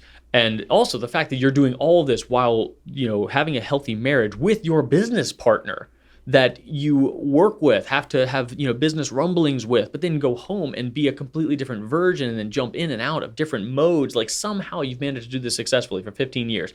So that's why I say surviving myself, because, you have figured out, your own puzzle of within your brain and your Working heart and your on soul. Yeah, exactly. Well, Yeah. that's my point, and you do it very humbly. And, it's not easy, kind of surviving yourself, because you are a naturally very driven person. Mm-hmm. And that has plenty of pros and cons. It benefits me because the business thrives. You're always looking at the next thing, and I benefit from that. But for someone who needs to, draw that back a little bit, like pull back on your natural inclinations and stuff, that creates a whole new challenge for yourself. Yeah. So, It's easy to fall into disordered territory with some of my inclinations. so entrepreneurial frigate through self-discovery. So business, and then, through progressing the business, also progressing yourself. It's very thoughtful, Drew. That's Thank you. that's where I went. Yeah, you're welcome. I am really good at humility. I will say that. The best of Probably humility. the best. I'm more humble than anyone. Thank you, though. Very nice words. Yeah, there you go. You know me pretty well, so I appreciate that. been- Despite your feelings on stickers and other aesthetic things, I think Nobody's perfect. I think even a Talking blind about you. even a blind squirrel finds a nut every now and then. Talking about yourself, So, right? yeah. Okay. All right. Interpret how you will. Do you want to know what a frigate is? Sure. A frigate is a warship with a mixed armament, generally heavier than a destroyer in the U.S. Navy, and of a kind originally introduced for convoy escort work. So like it's with the pirate ship days. Sure. Okay. Yeah. Cool. So it's a battleship that helps convoys. So anyway, All right. Well, I appreciate you keeping this battleship afloat, my man. trying.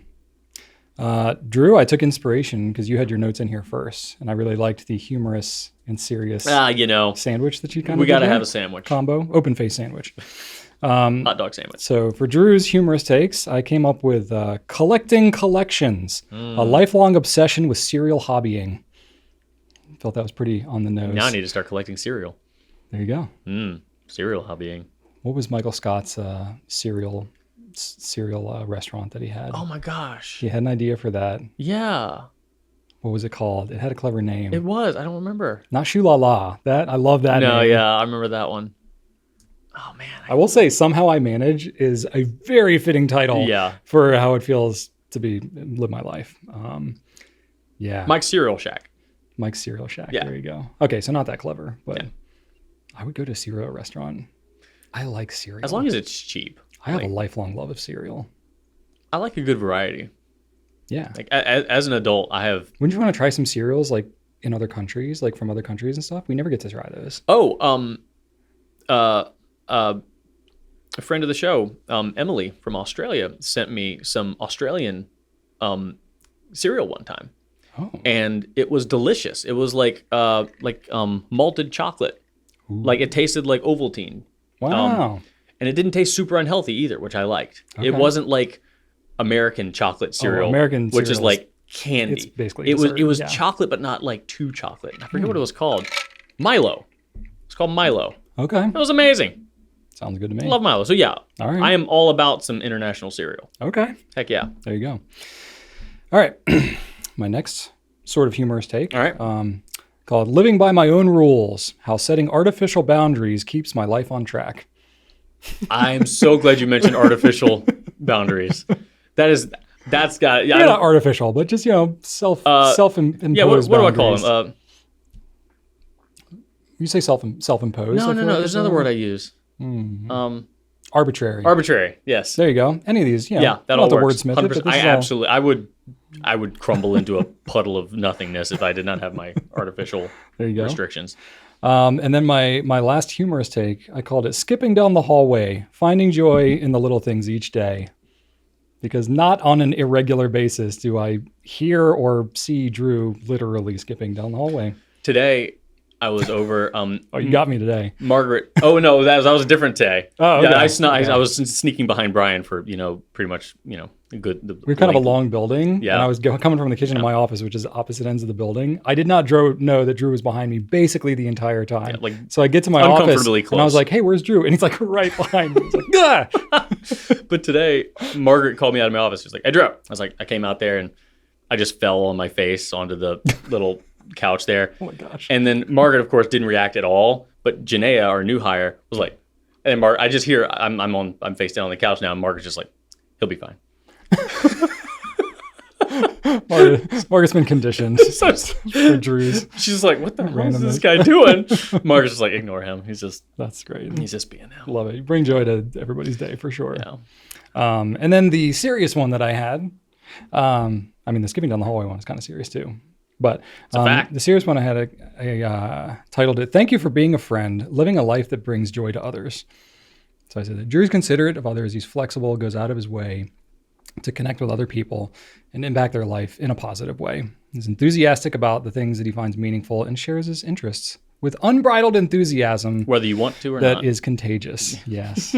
I think everybody gets to see like more of that side of like your outward life in this pencast, because this is like very conducive to that part of it. So it's very genuine, Drew. I mean, you're watching unbridled Drewism happening on a daily basis, weekly basis. So. Yep, I am me. Yep, love it. That's very, very on point, Brian. Thank you. Cool, I completely welcome. agree with all of those. I would, it's probably going to be like a children's book, very crudely drawn, but I will accept any of those titles. Okay, there you Absolutely. Go. All right, we're going to cap things off with a graphic novel. I could see it as a graphic novel. Oh yeah, for sure. Make your life a graphic novel. Make that happen. Mm-hmm. I got a list of artists in mind. Mm-hmm. All right, at wannabe_rich. Don't we all? Why not? What are your views on Waterman Company's products? You never comment on their products, even if they're the best in the market. Are they the best in the market? Like, I wasn't aware of this. Okay. Wannabe Rich feels they're the best in the Sounds market. like Wannabe Rich is saying that Waterman pen products are the best in the market and is taking issue with the fact that we don't talk about them ever. I mean, that's fair. We don't carry them, so that's why we don't talk about them a lot. And So, we don't really know what's going on with Waterman right now, as far as even what their current offerings are. not a whole lot's been changing recently for Waterman, for what I'm aware. I haven't heard of anything. Like, I don't know anybody who's like talking about the next new latest and greatest Waterman pen. For as far as I know, they've got some pens out there, but it's the same pens they've had for the past a while. Well, we used to carry Waterman. For those that don't know, we carried them for 5 or 6 years, I think. Yeah, you were here when we. You were here when we already had. No, you were here. I think we already had them. We got them fairly early on. I think. I was. Yeah, I don't know if I was here before or during Waterman. I was definitely here during the name change when they changed all the names from Blue Black to Mysterious Blue, etc. Right. Which was controversial at the time. Because it was like people wanted like Waterman blue black. That was like the only ink that honestly people really wanted, because it just had like a decades long reputation for whatever it was. So anyway, that changed. Yeah, I mean, I have nothing wrong with Waterman pens. I like most of their products, but none of them like blow my mind. Even when we carried the inks, though, we did not get an overwhelming demand for their pens. It always surprised me. It was the same thing. We carried Cross, we carried Parker, we carried basically like Schaefer. We carried iconic American like heritage fountain pen brands. Like these were the companies that came out with all the patents and basically paved the way for the fountain pen, you know, among other brands too, but like in America especially, these are like deeply rich in culture for the early 1900s. And most of them are just, I mean, if they're still around, they're like an echo of what they used to be. And specifically with Waterman, I never had a problem with their pens, and I still have several Waterman pens. I've got a really nice Careen. I've got the Phileas. I've got another one that I can't recall the name off the top of my head. I've never heard of Phileas. It was like a entry level pen. It was one Phileas. Phileas. Yeah. Phileas. Phileas, I believe. Huh. So I think they sold them at like bookstores and stuff. Yeah, I've never heard of that. Yeah, so it was like a Kakuno type of, you know, vibe. Okay. So yeah, I mean, their products were fine. Some are better than others. I wouldn't speak ill of them or any of their products. For us, we discontinued them because honestly, there was kind of just a general lack of interest. Like we carried them and we would promote stuff, and then they would have some colors that were kind of nice and our best sellers, but then they would discontinue those.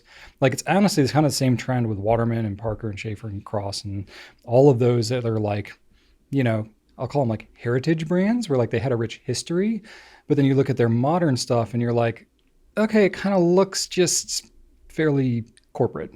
It just looks, you know, it looks like the kind of pens that would be given away as a gift, you know, for, you know, hitting your 5-year anniversary at a Fortune 500 or something like that. It's just kind of more sterile, you know, more generally appealing. Lots of metal components, you know, big steps and stuff like that. That like if you're writing with it, you're like, it's just not as comfortable as it could be. Yeah. You know, it's like it just looks very, you know, kind of polished, very kind of corporate. And a little, you know, I don't like to use the word, you know, stagnant seems pretty negative, but a lack of motion in the brand's library. Yeah, they haven't done a whole lot since we've been around, from what I understand. Yeah, and I will say that, you know, all of these brands have been sold and resold and sold and resold, and that includes brands like Conklin and Esterbrook. But I will say that the current owners and custodians of Conklin and Esterbrook are at least continuing to innovate and come up with new, fresh ideas and different takes on new pens and paying attention to the market and, you know, reintroducing, you know, things that harken back to, you know, the, you know, earlier days of the American fountain pen companies and such. So, you know, maybe one day Cross and Parker and Waterman will find their way to, you know, somebody that wants to, you know, reinvigorate things. But I think for now, they're just kind of, you know, maintaining a bit, and they seem to be happy doing what they've always been doing. Yeah, well, it's interesting because like it was founded in the U.S. and then I don't remember at what point. I didn't go all back for the history of Waterman, but I looked it up a little bit. So I know that they were bought by Bic, the ballpoint pen company, in 1958, and then they were sold to Gillette, a large American conglomerate, in 1987. Then sold to Sanford of Newell, Rubbermaid, Newell brands in 1993. So they sort of got bought and sort of flipped. And I think they've been with Newell brands since 93. So they have... They're still with Newell? I think so. Oh, wow. I think so. So they've got it, or under Sanford, which is like a brand under Newell. Again, you get into some of these like really large conglomerates and they have like a portfolio of different brands and stuff like that. So I think that, you know, there's nothing wrong with Waterman. Like the pens themselves are well constructed and, you know, they've got some like time tested designs and things that are more, I guess, known for them. But it was interesting because actually when I was kind of looking for some of this, you know, I got the sense that like, it feels a little bit like the company's kind of just like under a portfolio of a larger conglomerate, which is maybe where some of the like, like Drew said, kind of stagnation, or maybe just lack of like involvement directly with the pen community, and some of the, kind of corporatization of the feel of the pens might come from. Sanford makes Sharpie. Yeah, there you go. Oh, okay. Yeah, so they have all. It's a conglomerate, so they have a lot of different brands. For some reason, I thought that like they made charcoal briquettes. I think that you're thinking Kingsford. Kingsford, yes, yeah. Thank you so much. You're welcome. I'm like, that can't be right. So I had to grab my phone and check. I'm like, Drew, Sanford does not make charcoal briquettes. But my brain was like, Kingsford. But that logo, I'm pretty sure they do. Nope. Thank you, Brian. You're welcome. That was going to kill me. You're welcome. So it's kind of interesting because I was just, again, kind of like I do sometimes with the Pencast here. I was just kind of like Googling around some different, things, trying to learn a bit more. And I actually stumbled across a New York Times article about the Gillette acquisition of Waterman from 1988. So it's like right out, like shortly after the acquisition had happened, and it really features like the former owner, the lady, I don't remember her name, but it's heavy in the article, so maybe we can link to that in the description as well. But it talked kind of a lot in detail about, you had this French, very entrepreneurial, very passionate, leader of this company, and then they sold to Gillette for a variety of reasons. There were like a lot of like implications, like French inheritance taxes and stuff like that, and they were going to kind of lose the company anyway, so they were trying to keep it intact and sell it off. But then you could tell that there was just a total friction of the way to run the company with going to a more corporate kind of conglomerate company like Gillette. And so it was just a really interesting read of an article, because they kind of went in some detail and they talked about like the size of the company and how much they were selling and all that kind of stuff. So I just found it fascinating, just as a business person, who I'm not directly like invested in like Waterman's history necessarily, but this article just like described it in a way that you normally don't see, things written about a pen company. And probably because like people cared more about pens in 1988 than they do today for the most part. We're not gonna sell to Gillette anytime soon. No, not anytime. I mean, if they had enough money, why not? Like, heck, I saw how much they sold for, and I was like, dang, all right. Their only stipulation is instead of the Goulet Pen Company is still going to be spelled the same, but it's going to be pronounced the Goulet Pen Company, because their G is a J. Yeah. Maybe we should buy them and make it Goulet razors. An alternate spelling of Goulet is Goulettete. Here we go. Depending on where I think we're destined to be enemies where the with Canadian Gillette. lineage split off and where they ended up in the country. Oh, we can't be enemies with Gillette because luxury brands. No, Gillette's cool. We're friends with them. Gillette's cool.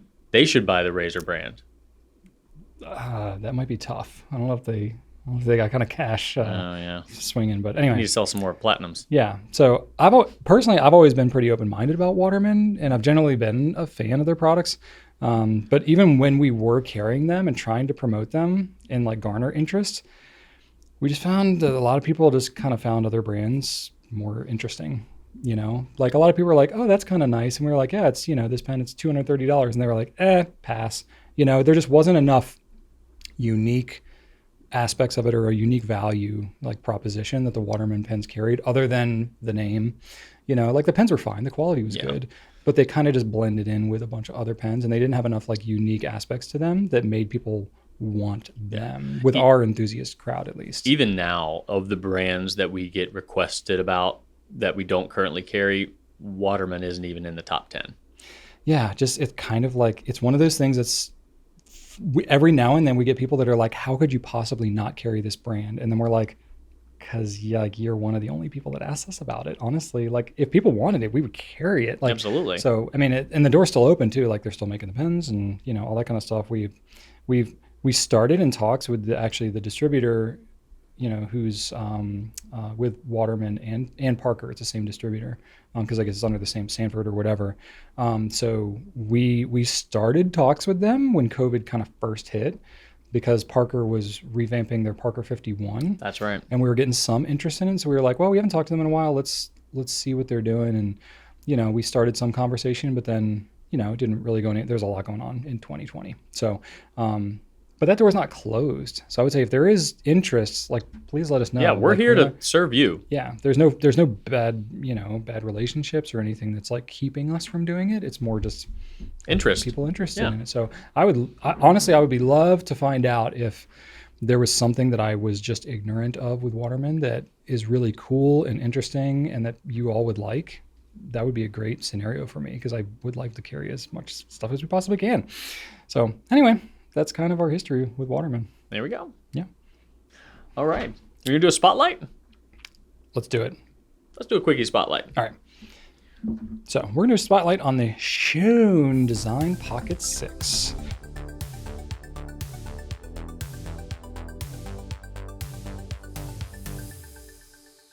And now we've carried a couple of Schoen pens before, but honestly we carried them pretty limited quantities, so we didn't really show or feature them too much at the time. But we got this one, Dark Matter, and it's just a cool little pen. I mean, you can see it compared to the size of my hand. It is rather tiny. And in fact, we learned that when Drew was shooting his... Hold on, my screen's a little spicy here. Oh yeah, you're coming in hot, man. Oh my gosh, turn it There down. we There we go. There we go. So, yeah, this pen, Drew actually found that is it the shortest pen that we carry? It is the shortest. The shortest I mean, pen you might not that we carry. say it's the smallest because of diameter and whatnot, but The it diameter is is a little bigger than it is the shortest. Oh my gosh, there it goes. It's also active. We have the Coeco Lilliput, right? So that is known as like one of the smallest pens around that you can like practically use. It's tiny. But I don't know how to hold this so that it makes sense. There we go. So there's the height. Look at that. It's shorter than a Lilliput, It certainly is. but it's fatter. Yeah. But the nib also is bigger. Yeah, it's a That's- full-size number 6 nib. That's what we like about this. Hence Whereas- the Pocket 6. Yeah. So any other like short pen, I like like how active it is. the Traveler's pen, it's making me realize how unlevel our table is. Yeah, look at the nib size. It's considerable. Oh yeah, like double. Considerable. Anyway, I'll put the Lilliput away because this is not So that's a about the Lilliput. full-size number 6 Yovo steel Yeah. nib on there. The grip section has a really nice O-ring. Ian Schoen uses silicone O-rings, so they will last you a nice long time. Nice. If you're holding the pen without it being capped, it's kind of like stealthy. So I can hold it in my hand and just be like, Ooh, look at you. Look at magic. Writing with your fingers. For me, especially my hands are larger, it's wildly impractical. Yeah, I would have to it's- hold it like against my finger here, and that could work in a pinch. But it's got the screw threads on the back, so it's really meant to screw post on here. Yeah. And then Full size, it's a baby. full-size pen. Like this is very usable. Yeah. For me. It's not a quick draw, so it's like if I'm writing short notes and having to cap and uncap it constantly, that might feel a little old, as any back threaded pen would. The Lilliput's the same way. But I will say it's very pleasant to, because of the O-ring, you can see the it Drew was seals mentioning this well. silicone O-ring in there. It's very satisfying. It's just got a little bit of like, tension. I don't know if it's tension. Resistance. A little bit of resistance as you thread it down and cap it. Yeah, and that there's a little bit of a etching in the center there, so it creates a really balanced look with a bit of a kind of a simulated band in the center that just balances it all out. It's a very balanced pen. Oh, interesting. So it's all one piece, huh? They just etched the. Yeah, well, one is that actually, part? obviously the Yeah, cap that's and the where- barrel, that's where it breaks But the apart. second part is an etching, that's just just to etching. kind of create that That's cool. uniformity. That's cool. Yeah, it like really gives it like a ring kind of appearance in there. That's cool. It is really neat. And this is the Dark Matter finish, which right now is exclusive to our store. Ian will also be selling this after we are done selling through ours. So you can get this even if you're not able to get it from us. So it'll be an ongoing edition, but as of right now, it's only being sold through our store for a limited time. I like the shape of the grip too, that like slight contour. We did like when we were designing the Premieres, we have a very similar contour. It's a very nice shape. And yeah, it's very pleasant. Ian has very, very high standards in his machining process. Oh, the machining quality is second to none. The metal on metal threads are not sharp or textured at all. And they don't like squeak. They don't make any noise. They that's are hard to smooth do. and comfortable. And they're not too sharp either. I mean, any threads you're going to feel, but you know, for a pen where the cap is flush with the body, it's a remarkably unobtrusive step in threads. So very nice. Yeah. And I think the color has a really wide appeal too. Oh, we were talking about doing another pen with Ian, and I saw this one at I think the Baltimore pen show, and it really stood out to me. At the time, it wasn't on his website, but I don't know how he does these finishes, but his finishes look like nothing I've ever seen on they a really pen. are unique. It's pretty awesome. So we're a big fan. He's a good guy making these pens too, very high standards. Doesn't sell a lot through retailers like us. It's kind of a newer thing. So we're kind of taking it one project at a time, but we've had a good response so far, and we like his product. And you know, it's kind of cool to be able to offer neat stuff like this. Yeah. So this is a cartridge-only pen. Oh, that's right. Yeah, I brought the cartridge, and I brought the converter because I think it's funny. There are trade-offs with having a short pen, right? So I have here just a fakey cartridge, you know, Standard International. Oh my gosh, they're active as well. So active. So, you know, if you got a regular Standard International cartridge, of course you can refill these with an ink syringe with bottled ink, and it's like size-wise, that'll get you there, right? So that'll be fine. You can use cartridges. That's what it's made for. We always like to test, like, is there any converter that can possibly fit? And the Kaweco mini converter is the one that's kind of the go-to of like, okay, will it fit? And if you just hold it up to it, you can tell like, oh, that converter's longer than the back of the pen. Yeah, but if you have it dry without ink, I can tell it's already hitting the back of the converter. But I screw it all the way down. It's like, all right, how much could I fill this thing if I wanted to? I'm going to say halfway. It is pretty much exactly. Ooh, almost more than halfway. It's almost exactly halfway. Oh, wow. I mean, when it's all the way up, it goes up to there pretty much. Oh, so yeah. when you have it in there, so it's like, this is how much ink it holds. It's like, God. You might as well just like dip the feed, like just dip the feed, and it holds about that much ink. So not very practical for a converter. Definitely you could if you were determined enough, but it's almost laughable. Just refill cartridges if you don't have cartridges that are, you know, the ink that you want. And but super short pen, very easy to carry. Oh. Easier than a phone. Definitely. You could That's drop it. Show in Pocket 6. All right. Yeah. Cool. Yeah, that's a really, really cool pen. I love it. Love it. I almost had one. I bought one time, but I bought it with the company card, so it's not mine. Yeah. I will buy one it's one mine day. Now. I don't know which one to buy. There's so many good ones. There's a lot of good ones. What I think that I will buy is that I don't think they're on his website right now, but at pen shows, he does this amazing light blue to pink gradient. It looks just so vaporwave, and it just slaughters me, man. And that would be the one. I know. And the grip does the same gradient. Even the grip is blue to pink. Like it just, I know. Sounds like you know which one you need to pick. Next time I'm at a pen show, I need to ask him if he takes some sort of a, afterpay or some sort of there you go. pay in installments. Is he going to be at DC? You know? Oh yeah, he said all the big ones. Okay. Yeah. Cool. I'll have to check that out. Yeah, he'll be at DC, San Francisco. You know, he's always at Baltimore. He was at Chicago. I think he probably does Atlanta as well. Okay. But yeah. Cool. Where's he based out of? He's in Philadelphia. Philadelphia. Okay. Yeah. Cool. Which when I put up a reel of this pen on our social medias, I chose the Rocky theme, and one person was like, I see what you did. I was like, yes, thank you for noticing. That's right. Awesome. All right, cool. That's our spotlight for this week. Now it's time for what's happening.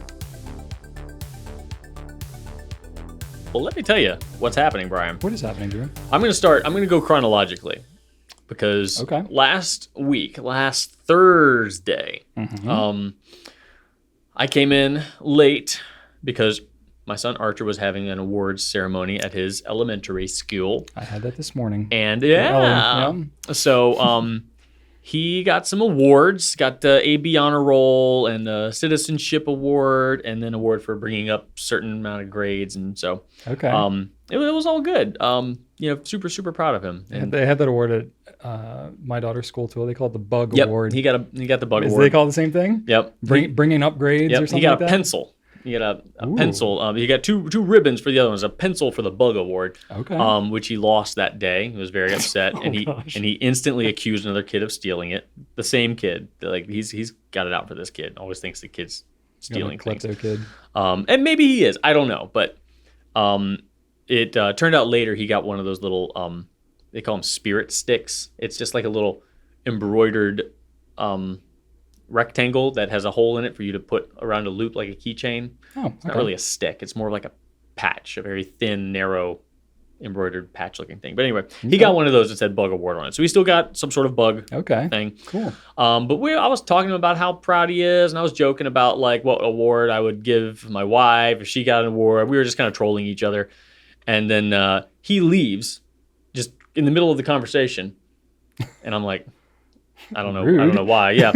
he had something to do. So he just bolts. Okay. And I've told you this before, but there was a time where we were talking about like, food or like what food would you be? And my wife and I were trolling each other about that. And she just looked at me. She's like, you'd be a banana. I'm like, why would I be a banana? And she's like, because you're long and dumb. So I'm like, that okay, like bananas are dumb, but all right, whatever. I totally forgot about that. So Archer thought that was hilarious. So of course, it's allowing your kids to troll you is an art because they it's fine. Like we speak in sarcasm at my house, so like it's totally normal. He's entering the age where it's going to be the only language. I know, you know that. So we're there. He does the banana comment a lot. Almost a little too much, but as long as he does it when I'm not trying to be serious with him, I'm fine. So sure. He left during this conversation. Don't know where he went. Okay. He comes back holding a banana, and the banana has a yellow construction paper cutout ribbon on it. Oh. And he hands it to me. The ribbon says "number 1 banana." Wow. Yeah. So that's pretty good. I know. Did he just come up with that on his own? Yeah, he was like, as soon as we were talking about awards, he just bolts, does that, brings it back. Like, here you go, Dad. That's pretty amazing. Number 1 banana. It's like, thank you, I guess. Expert troll job, Archer. Good job. Good job. So yeah, and then Thursday, that was Thursday. Friday, we got a half-day mental health paid day here at the Goulet Pen Company. And originally, my plan was to go see Guardians of the Galaxy 3 at the Eat-In movie theater so I could have my bread pudding and my coffee and watch a movie. It was not playing at that theater. And I was also told by, trustworthy sources that movie is just depressing and sad, and I kind of changed my mind about wanting to see it and paying money for it. So I'll see it later. So I went home and I said, you know what I'm going to watch? I'm going to sit in my love sack with my coffee and I'm going to watch Everything Everywhere All at Once because I've heard that movie is amazing. That won Best Picture, didn't it? I have so many people whom I respect and trust their opinion on have said, Drew, you need to see this movie. And I checked the websites and it says it's on Paramount Plus. I was like, great, we got Paramount Plus. All right. Go to Paramount Plus. It's one of those things where, yeah, it's on Paramount Plus if you have like Stars or Showtime or one of that thing. So I was like, well, dang it. All right, whatever. I'm here. I've got my half day. The Goulet Pen Company is trusting me to take care of myself mentally. Right. So I will pay $3.99 or whatever for the Amazon rental. Go to the Amazon Prime app. Not available for rental. I don't even think I could buy it. It was like you have to, it's like another Stars or Encore or somebody. Somebody's got a lock on this movie and they do not want people watching it. So that bothered me. It's so annoying about all these streaming apps now. I'm like, man, where's Blockbuster when you need it? They had their chance. God, they did. Sorry.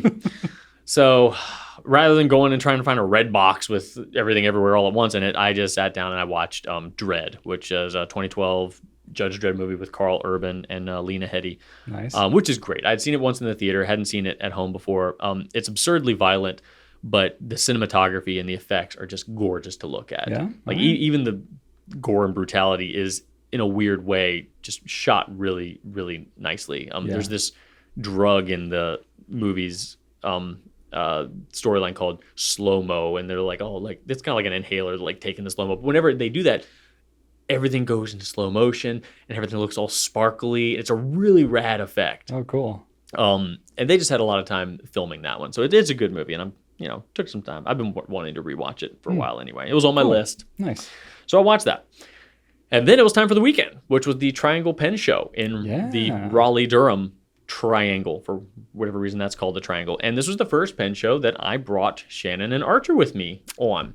Cool. So we hopped in the car, drove down I-85 with their all of 2 exits. 85 is a great drive, smooth sailing, straight shot. But man, there's it's a bit sparse. It's very sparse. Yeah. Not nary a Starbucks or Dunkin' Donuts to be found, no. Which is a shame because I need coffee. Do you have any road snacks? No.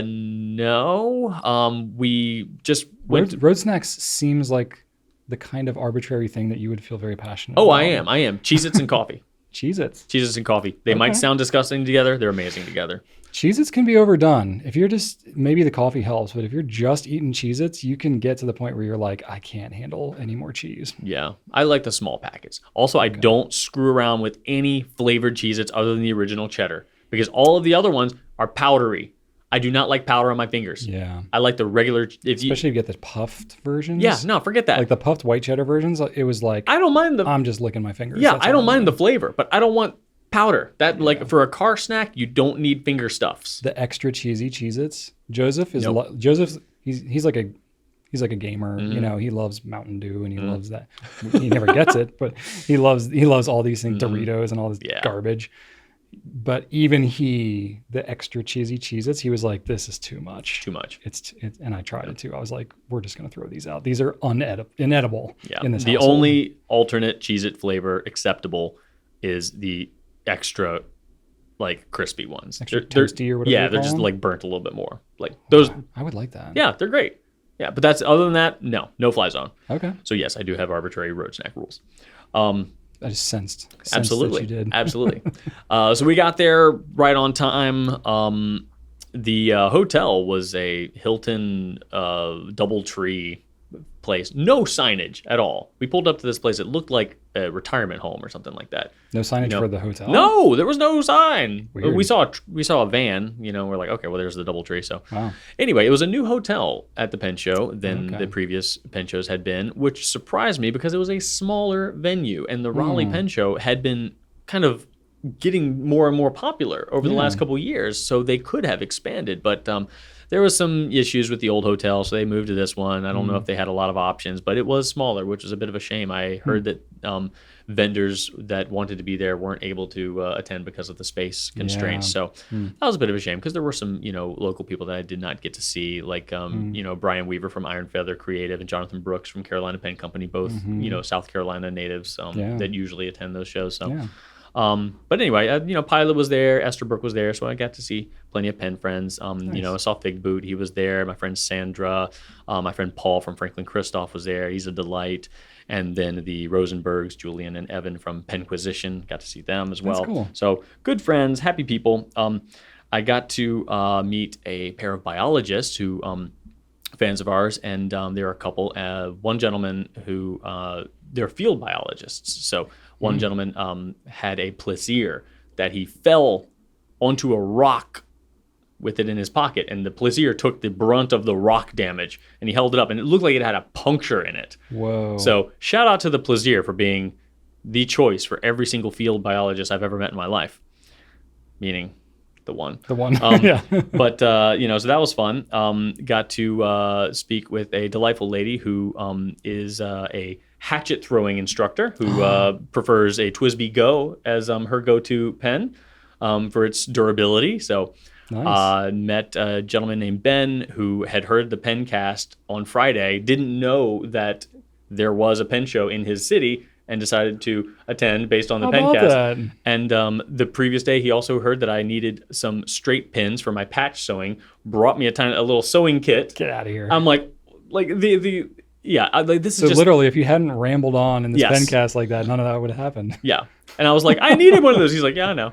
It's like so crazy that I get to meet people who know exactly what's going on, and I'm like, oh, this is how easy is this? I love that you can find straight pins anywhere, but you got them from from a essentially a stranger in another state. Yeah.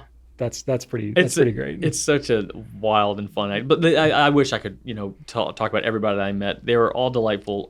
Very, very pleasant situation. Awesome. Almost killed my son with some cookies. So the Hilton gives you like warm cookies. That's kind of like their shtick. I know this deal. Yeah. So I was like, hey, Archer, want a cookie? Here you go.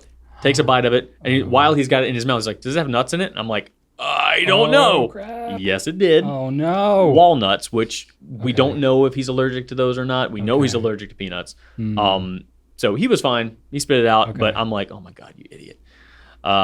He's really good at the nuts thing. I'm surprised they default to... I know. That's what Shannon said. Thing, it seems like not a wise thing to do. Yeah, but just go straight up chocolate chip, man. That's the best way to go. Right? Anyway. Yeah. So my degree's in property management, and I had to work at like different apartment complexes and stuff like that all the time. I have my realtor's license too, and like baking cookies. That was just like you're always baking cookies because it smells good. Mm-hmm. But the problem is you're always baking cookies, and if you have a sweet tooth like me, and you're always eating cookies. And you were in college and very active, I was eating cookies. Yeah. I gained some weight because of those cookies. Oh, man. Anyway. Yep. And then we got to take a lunch break between the pens. Shannon and Archer were kind of doing other stuff. They wanted to go swimming at the hotel. So during our lunch break, before coming back for the pen show, they wanted to pick up some swimsuits. Nice. So we went on a little excursion after we went to the food court and went to the Lego store for Archer to try to find some swimsuits for them. Went to a Target, feeling like that was a good bet. It was near the UNC campus, I think. I don't know, one of those campuses. And it was like this tiny little college person Target that was like smaller than, it was like, I don't know, it was small. No swim trunks, no swimwear of any kind. Like it had a little parking deck that probably fit like 20 cars in it. Oh my gosh. And we're like, what is this? I don't think I've been to a Target that small. I had never. There was that one in Charleston that I told you about. Like that was small, but not this small. Wow. So didn't get some there. Went on a quest to find that. Eventually, Shannon wanted me to be able to get back to the show, so they went out later to Walmart and got some stuff, but not before going to the wrong hotel again. Oh no. So well, yeah, sign. What it was a. Well, there's apparently a lot of DoubleTree hotels in the Raleigh area. Oh, okay. So well, it's a college town. I imagine when they have like basketball games and stuff like that, there's a ton of people that flood in. Yeah. So. But I also got to visit the comic shop that I went to a lot and had friends that worked there when I was living in Raleigh back in 2003. Capital Comics 2, and my friend Sequoia, who was working there in 2003, still working there. No way. So I was super excited to see him. I walk in thinking I'm going to be all like stealthy and be like, hey, do you remember me? As soon as I walk in the door, he just yells, Drew, bro! Like really loud. I'm like, oh my God, hi. Did he know you were coming? No. So you haven't been there in 20 years? I mean, he follows me on Instagram. We DM every now and then about comics, but still, he's not expecting you to just randomly walk in his store. He was not. He might have seen me walk past it because I'm like, where's the door? Is this one the door? Good on him, man. So yeah.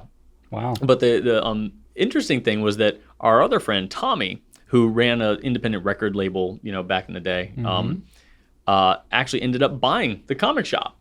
So it's like this, it's kind of this weird, like, if you had like a sitcom going and you did like a sitcom reunion and like, oh, look, we all hung out at this coffee shop and we were friends, but now in the future, this person ended up buying the coffee shop. Tommy bought the coffee shop. Like it's now Tommy's coffee shop. Right. Like that doesn't happen in real life. It was like, apparently it does. I know. It was like walking back into like a little, storyline. That's kind of cool. And yeah. So, and he was like, Tommy. he was like, Tommy owns the shop now. I was like, wait, what?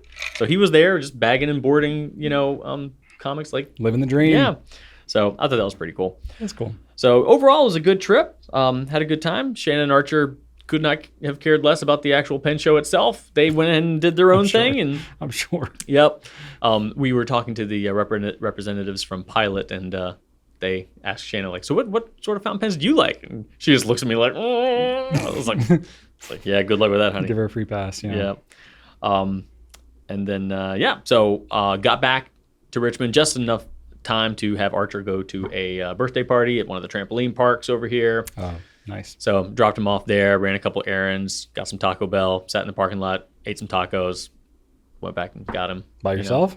Yes, I had some you can Taco Bell lonely taco snack which was amazing. I feel like when you have it in a group, it's a little more acceptable. It's kind of like drinking. It's like if you're eating Taco Bell alone, that's just a little sadder. Oh, no, it was amazing. I couldn't have been happier. Although they forgot my fire sauce, so I was a little bit unhappy. Oh. But yeah, taco snack.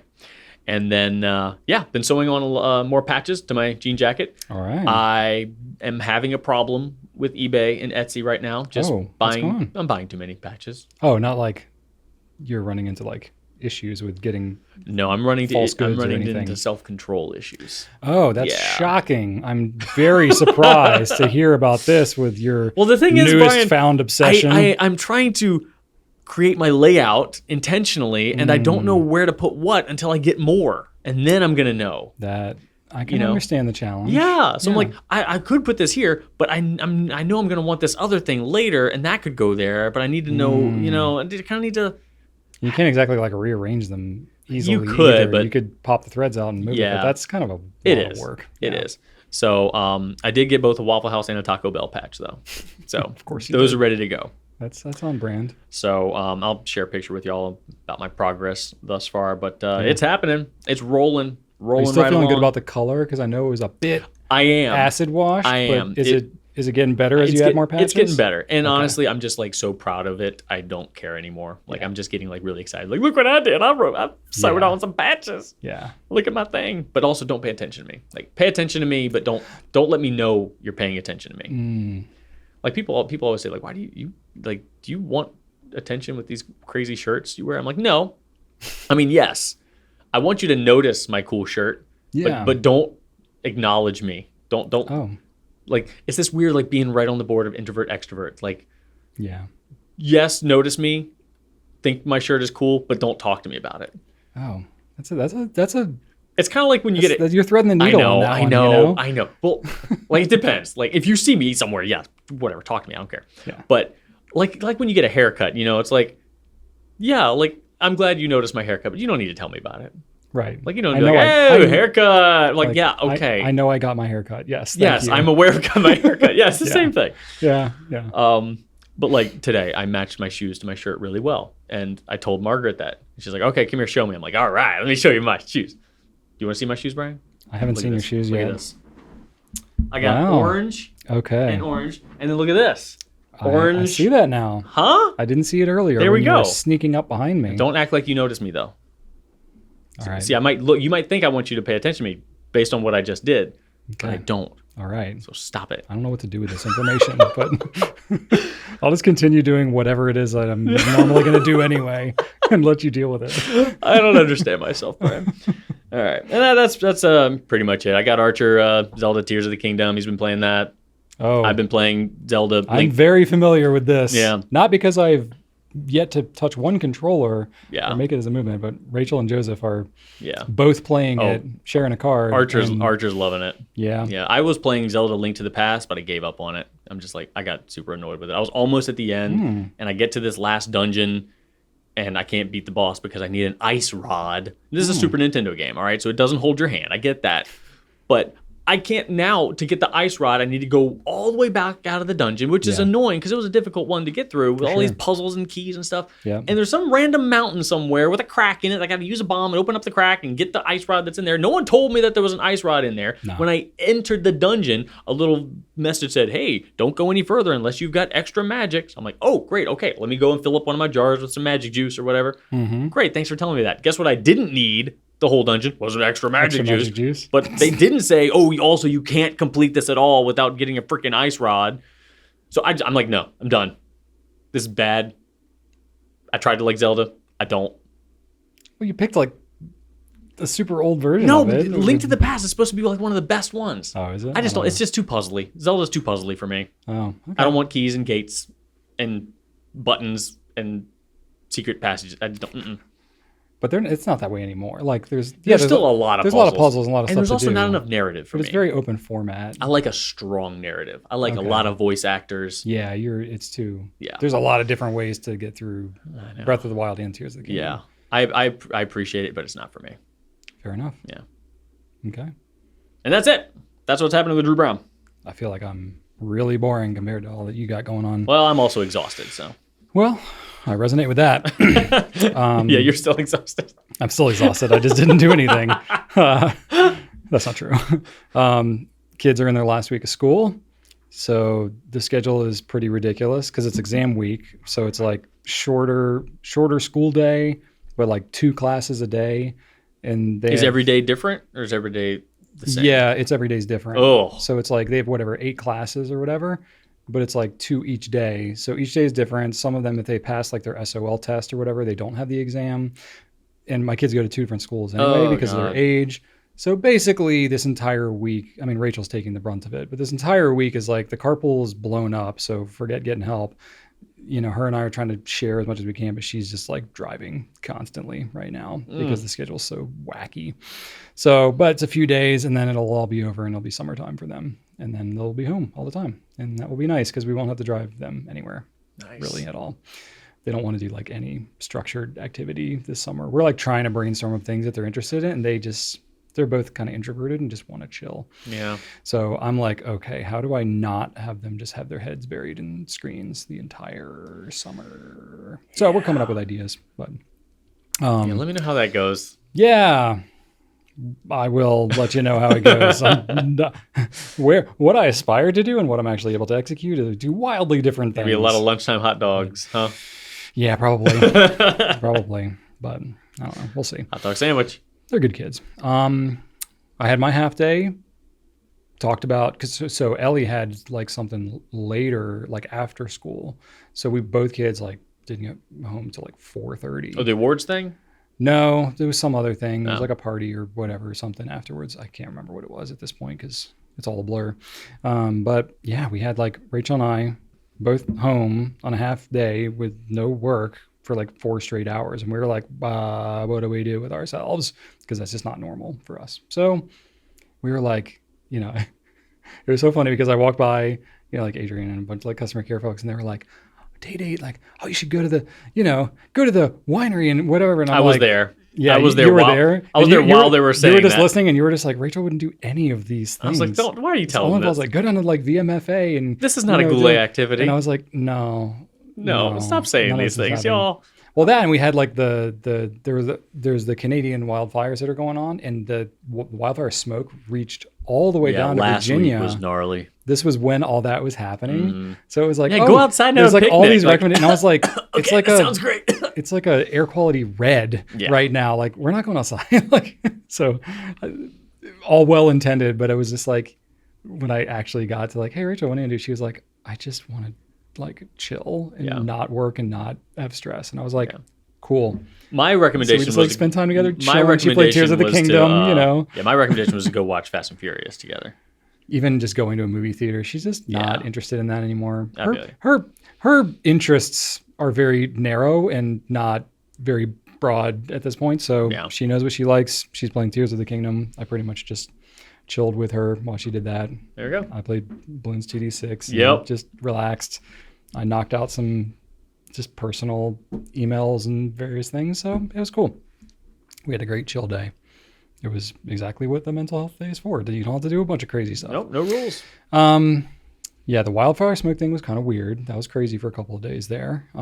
We had like, it wasn't like what you saw in the news in like New York City with like the orange sky. No, it just looked like fog. It was very foggy, and I could smell it. I could actually smell it a couple of days before we had the air quality things, because like people around us, they have like wood burning stoves and stuff like that.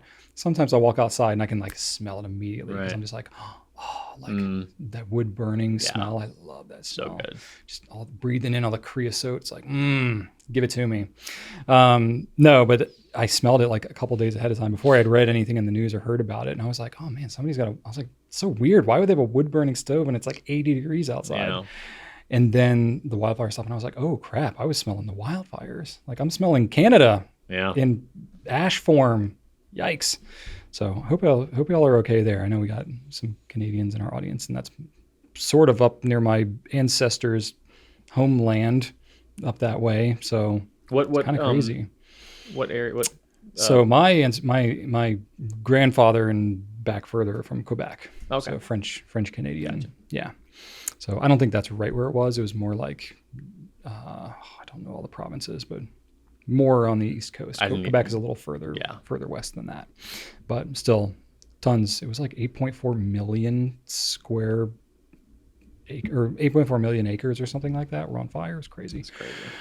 So anyway, that was kind of crazy. Mm-hmm. In fact, we actually had an issue here. This was like as that stuff was kind of happening. I hadn't like heard specifically about that, but we had an issue because our fire alarm in our building, this is more detail than you need, but it has a cellular connection, and the signal was actually kind of getting blocked, and it was losing connection because of all the particulate in the air. And I didn't make that connection until a little bit later, but like our emergency backup like alarm kept going off in the building on Wednesday.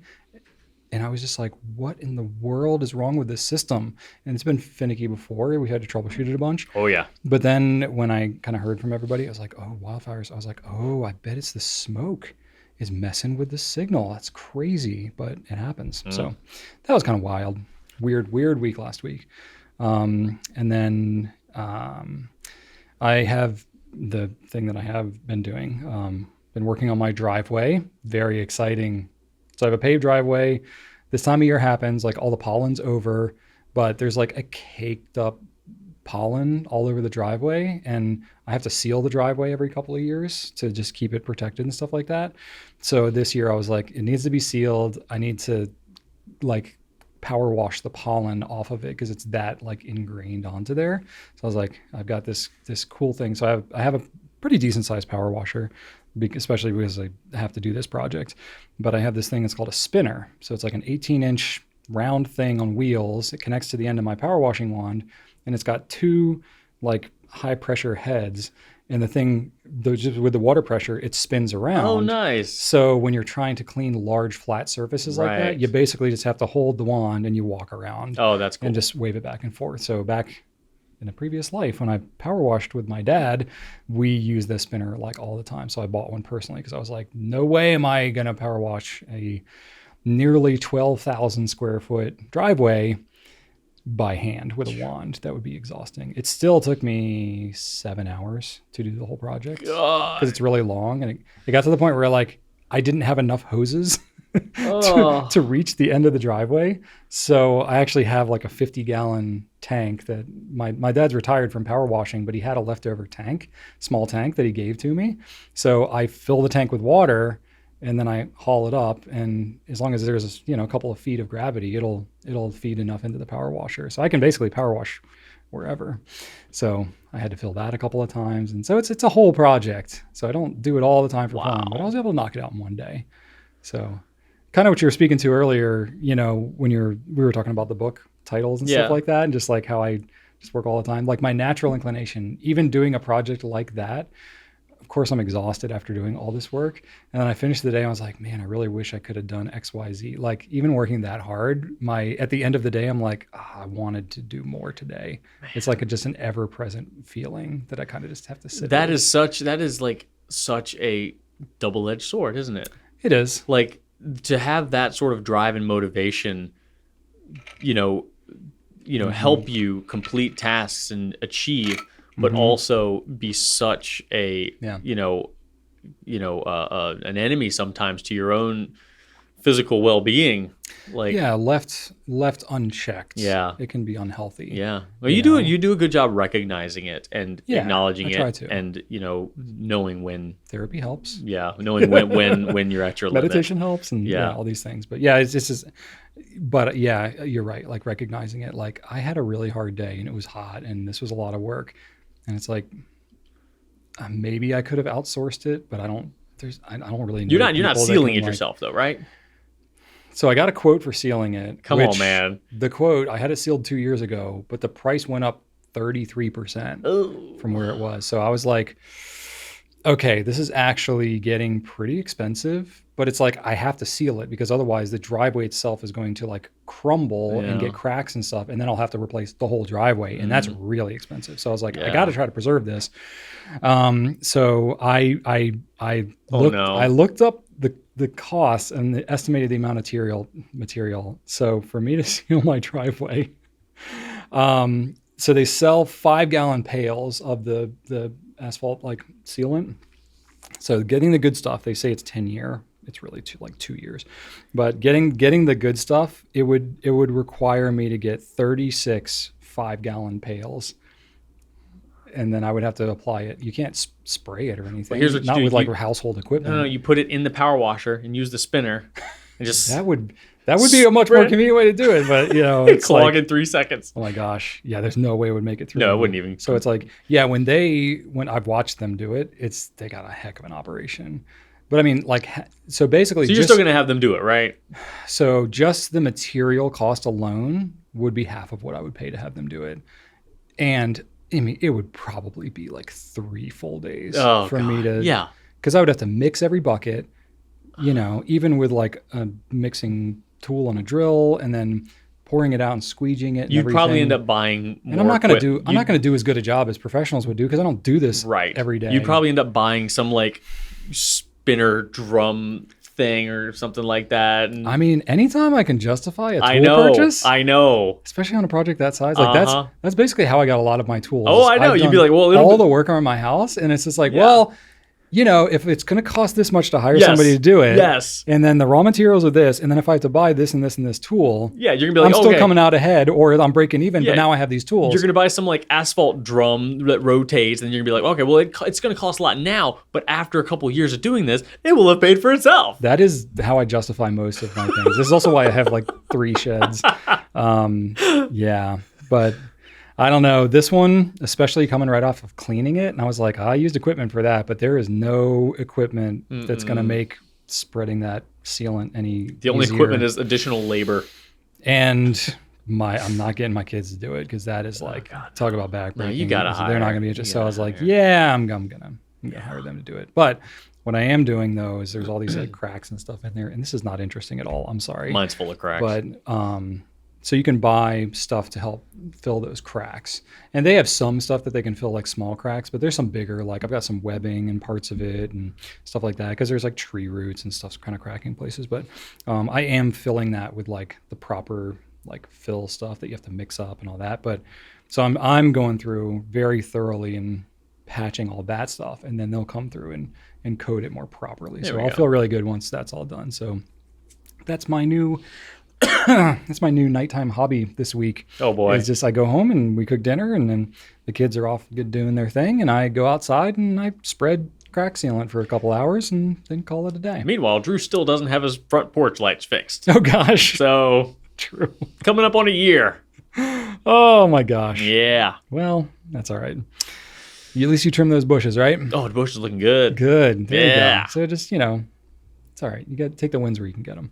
My to-do list is growing. I added caulk the kitchen sink today. Oh, that's an easy one. I know. That'd be satisfying. I've got a bunch of easy ones that I just need to go to a hardware store and buy some stuff for. Okay. Yeah. Oh, that's the fun part. Like the globe for Archer's fan. It's just the bare light bulbs because I need another. I got to get a replacement bowl, the glass bowl thing. orb. I bought one, but it didn't have the second hole because it's got the fan chain and the light chain. And I bought one with one hole, which I need to buy the two. Make another hole. Yeah. Unglass? You can. Where there's a will, there's a way. Oh, God. No. Now with my drill bits. You probably. I know. Gosh. Oh my goodness. I do have a drill bit sharpener if you ever need to restore your drill bits. I'm sure you by do. The way. I have like 4 different ways to sharpen drill bits. Actually, I have a drill doctor. Oh my God. But I've got anyway, last but not least for my stuff. So I just had to show you all what my daughter worked on. So my daughter takes after me quite a bit, and in many good ways, and in some ways that are more interesting. So we want our kids to get a diversity of experiences, and it's great to be able to like watch YouTube videos and apply them and have entertainment and play video games and stuff like that. And I will say, like, there's a lot more resources now for stuff that are on screens that I feel are like higher quality than what we grew up with. What we grew up with was like, oh, it's like Saturday, I would just watch TV and it'd be like whatever's on, watching commercials left and right. But no, I feel like now the stuff that my kids are watching, like they're playing video games where they're like puzzle solving and doing coding and stuff like that. I'm like, and we steer them in that direction too. So it was interesting because like Ellie likes to just like go off on her own and just like watch, all these like crafting videos and stuff like that. But, I was like trying to encourage her because she's like been doing that more lately. And I was like, can you like actually do some physical crafts? Like we have a crafting room and all this kind of stuff. Like let's actually do it. So, with some encouragement, she and timing wise, just decided on her own.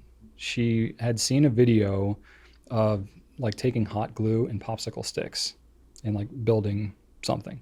And she wanted to do it. So I was like, oh, get the hot glue gun. Okay, yeah, go ahead, build something. And I'm thinking she's going to build something, a little box or something like that. Yeah.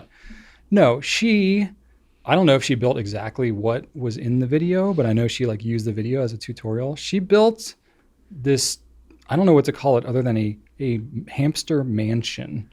It's like a 2-story house, basically, out of popsicle sticks and hot glue. And I got the picture to throw up here. It looks amazing. She built it for our hamster. It's huge. It looks like a beach. To me, it looks like a beach house. Yeah, it's like a beach house vibe, and it has like a little heart that she cut out in the door, and the door swings open. So she built this for our hamster, That's which amazing. The kids love that hamster. So she just built that whole thing, and she did it. I was thinking about like what I was like as a kid, where I'd bring a bag of apples up to my room and not leave. She kind of had that same vibe. And she build a Connects model that took up your entire dining room table. Yeah, I would do that. I would build the Connects roller coaster. Mm-hmm. I would be like, I'm going to build this today. And I would start and I would stay in my room and build it and not come out until it was like done at dinner time. It'd be like 10 hours in a day. So she was there, I think, for 9 straight hours because she had finished school early. So it was like 12:30 or whatever, something like that. She started crafting this thing all day until like 9:30. That is amazing. My son has never focused on something even half that long. When she's determined, man, she did it. And I was like, man. We didn't teach her how to do this. She literally and I was like, oh, she's got this from me. Oh yeah. Where she'll just like watch a tutorial of something and like, I'm going to do that. Yep. And she friggin' does it. Yep. So I was super impressed. This thing is like 2.5 feet long. It looks amazing. It's like 2 feet tall. It feels like a whole 18-quart tub. It's massive. I'm like, this hamster is going to be able to like climb up on this thing and jump out. It's so big. So anyway, super impressed. And I just thought I'd share that. That was epic. So I was like, okay, maybe I can chill as a parent. She's clearly like got skills and ideas and creativity and all that kind of stuff. I don't need to press her too hard. I just need to like nudge her. That's something we always need to remind ourselves. Yeah, absolutely. But it was super cool. So anyway, that's what I've had going on. Yeah. If anybody cares, I've been flipping around a half crown. This is a 1920 half crown with old George V.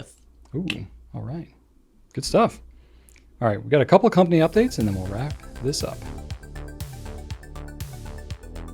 All right, first off, we're going to talk about the DC Pen Show, which is not happening for 6 weeks or so, right? Early August. Early August. We're going to be there.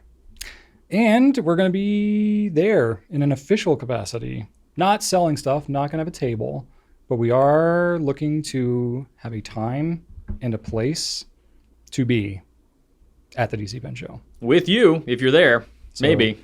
I guess you could call it like a session. Yeah, it's not really a class. We're definitely not going to teach you anything. No.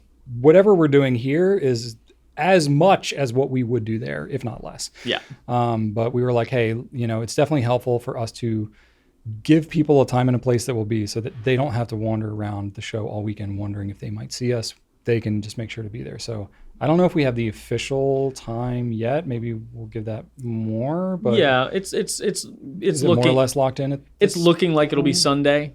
Yeah. We're still kind of locking it down. But yeah, we're gonna get confirmation to the exact time, but it's looking like Sunday noonish probably. Yeah. So we'll give you more official news of that as we get closer to it. And I think we're talking about trying to actually record a Pencast there. That's the plan. There's some logistics of that. It might be Pencast 100. It's going to be right around depending on like how things go. Maybe it will, maybe it won't be. I don't know. If we have to cancel one for whatever reason, it won't be 100. But yeah. It's going to fall around that time. Maybe it will be. We have other ideas for episode 100. Yeah, anyway. we're still gonna talk about doing a live thing, but if it turns out to be 100, then okay, But we're still looking at doing a live Pencast at some point. This would not be that though. This would just be we'd be there. If you wanted to also be there, great. But we'd record it and then publish it like a normal Pencast. Yeah. Just with more poor audio probably. Probably. We'll try. We'll see. We'll try to do our best. Yeah, we're gonna do something.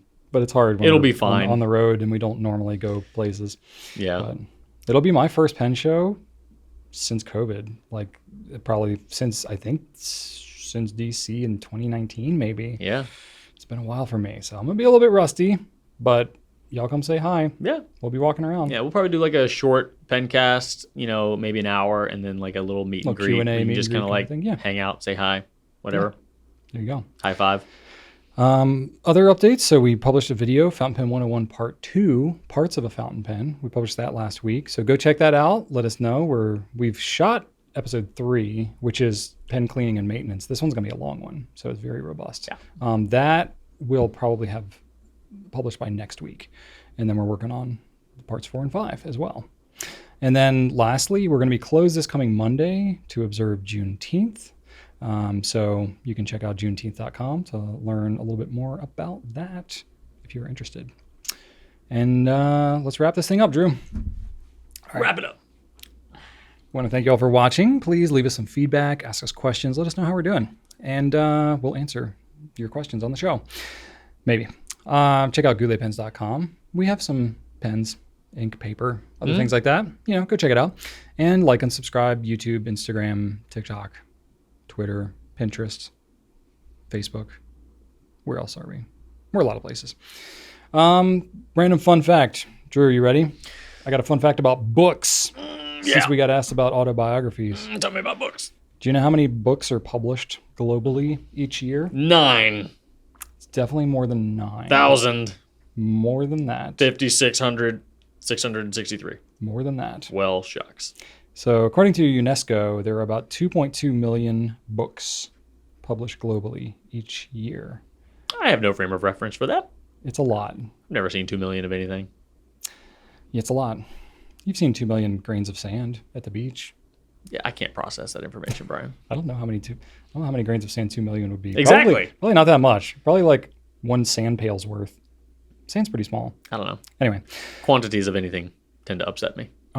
So according to Google in 2010, which is kind of old data, but this is like the most comprehensive count of how many books exist in the world. So they did one in 2010. Do you know how many books existed in the world according to Google? You have to nuance what you consider to be a book, because it's like, if it's self-published, is it a republishing of an existing work? So not physical tomes. We're talking individual. Yeah, titles. I think they include like ebooks and stuff like that too. So I don't think it's necessarily paper books. I'm gonna say, but like unique written works that you would qualify as a book. 2 Sagan units. It's not that many. Okay, 1 Sagan unit. It's not that many. All right. What's that? 4 billion or 2 billion is a Sagan unit? Yeah. Right. Or is it 4 billion?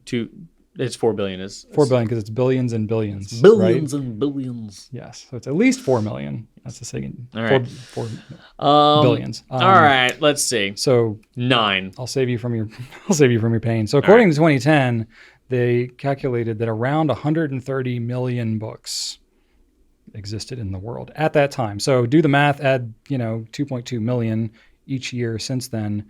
You're looking at around 155 million books written to date, based on somebody's estimates who did more math than I did. And 100 million of them are just bot-written Amazon books. I was gonna say that number is probably going up a whole lot since ChatGPT came out, right? Yeah. Womp womp. You probably get 2.2 million a day with this garbage coming out. But anyway, I just thought that was interesting in case you were like, yeah, Drew and Brian should write an autobiography. It's like, why not? Just add to this 2.2 million. Who cares? Let's do it. I want you to write a fiction book, Brian. A fiction book? High fantasy. I probably could because... No, I probably couldn't. It would be incredibly original. It would be original. Because you have no preconceived notion.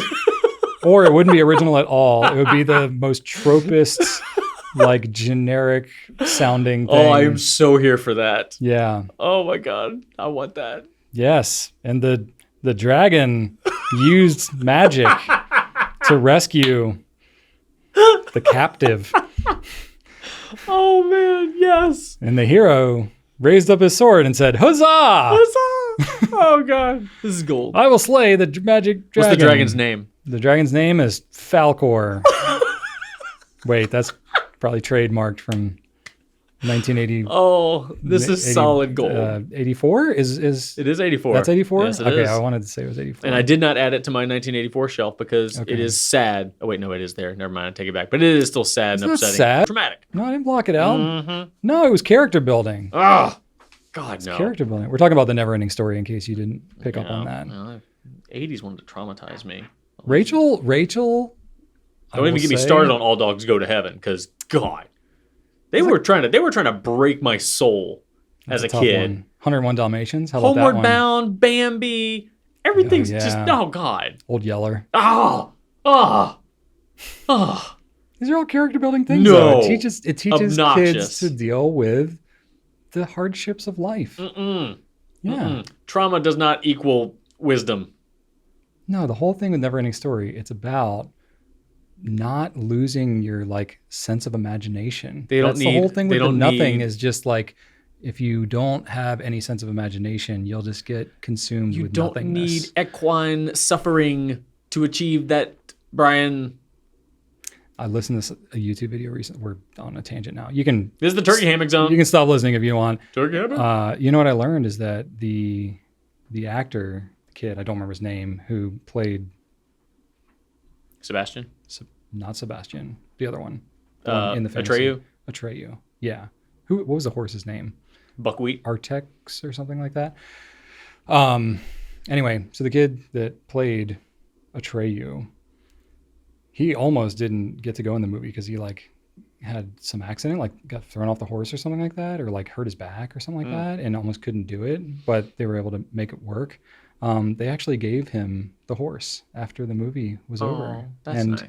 But he was from Spain or something like that, and couldn't take a horse overseas. Oh. So who did he give the horse to? He gave the horse to somebody else who helped with the movie or something like that. And so it was just a very heartfelt kind of a thing. Nice. It's kind of cool. I've heard stories like that before where an actor adopted the dog from the show or something like that. And that's always pleasant. Yeah. It was kind of cool. A little behind the scenes there on Never-Ending Story. But I will say Rachel gives me a hard time because she does not like most of the movies that I liked as a kid. Now, she had a sister, so I think she just didn't watch any movies that maybe traditionally boys might be interested. I loved Sword in the Stone. That was my favorite Disney movie, and Robin Hood and stuff like that. And she's any chance I get, okay, I'll tolerate those, Any chance I get, I call a chain fiendish and I call crockery confounded. Confounded crockery. Yes. You fiendish chain, you. That's pretty good. I love the word soothsayer. Yeah. Prognosticator. There you go. That's a very informative movie. It's a good one. Archimedes. I loved The Brave Little Toaster. That movie's weird. That's traumatic too. I loved that movie as a kid.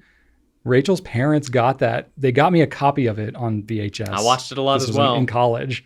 I was 21, 22. And I was like, oh, Rachel, I love this movie as a kid. I hadn't seen it in a while. I was like, let's sit down and watch it together. And I watched it again. I was like, oh, that movie's weird. I was like, I don't know why I liked that movie so much. So did I. My brothers and I watch it all the time. It's terrible. Yeah. Why? So traumatic. I don't know. But anyway, I love that. I love The Never-Ending Story. Watched it many times. Yeah. I've literally had the theme song from Never-Ending Story stuck in my head for 2 days now. Oh my God. I can't get it out. Wow. It's so catchy. My palate cleansing song is Prince Ali from Aladdin. That's a good one. I use that to clean any earworm out of my head. Okay. If I've got something in my head, Prince Ali, and it's gone. All right, that's in my head now. Prince Ali takes care of business. I need to go to cleanser. I'll tell you. What happens if the cleanser gets stuck in your head, though? Oh, that's fine. I'm always fine with Prince Ali. Oh. Mighty is he. Ali Ababwa. Strong as 10, regular men. Definitely. That's the movie. I think that movie, Aladdin, is the movie I've watched more times than any other movie. I think I've seen it. Mine is the original 1990 Ninja Turtles movie. How many times have you seen it? Did you count? Billions and billions. A Sagan unit's worth? I actually kept count because when I got the copy of Aladdin, I was in 6th grade, I want to say. It was over winter break. I just watched it on repeat. And I was like, oh, I really like this movie. I'm just going to watch it a bunch and I'll just start counting how many times I watch it. I think I'm up to I don't remember the exact number now, but I think I'm in the low 90s, 92 or something like that. It's a lot. That's almost the year it came out. Almost. came out in 93? Yeah, I think this is the episode. Hey, Aladdin Aladdin, episode. there you go. We're getting there. 93 is widely regarded as like the best year in movies. Oh, Yeah. really? I personally think it's 84, but 93 has a very strong case. Okay, fair enough. Yeah. Cool. We should All talk right. about that some more and keep everybody from Yeah. going about their day. Yeah, No, I'm just definitely. kidding. 2 We've hours, gone 20 long. minutes isn't long enough. That's all right. Y'all have enjoyed this. So anyway, that's all we got for this week. That's all we got. Thanks so much for watching, and right on.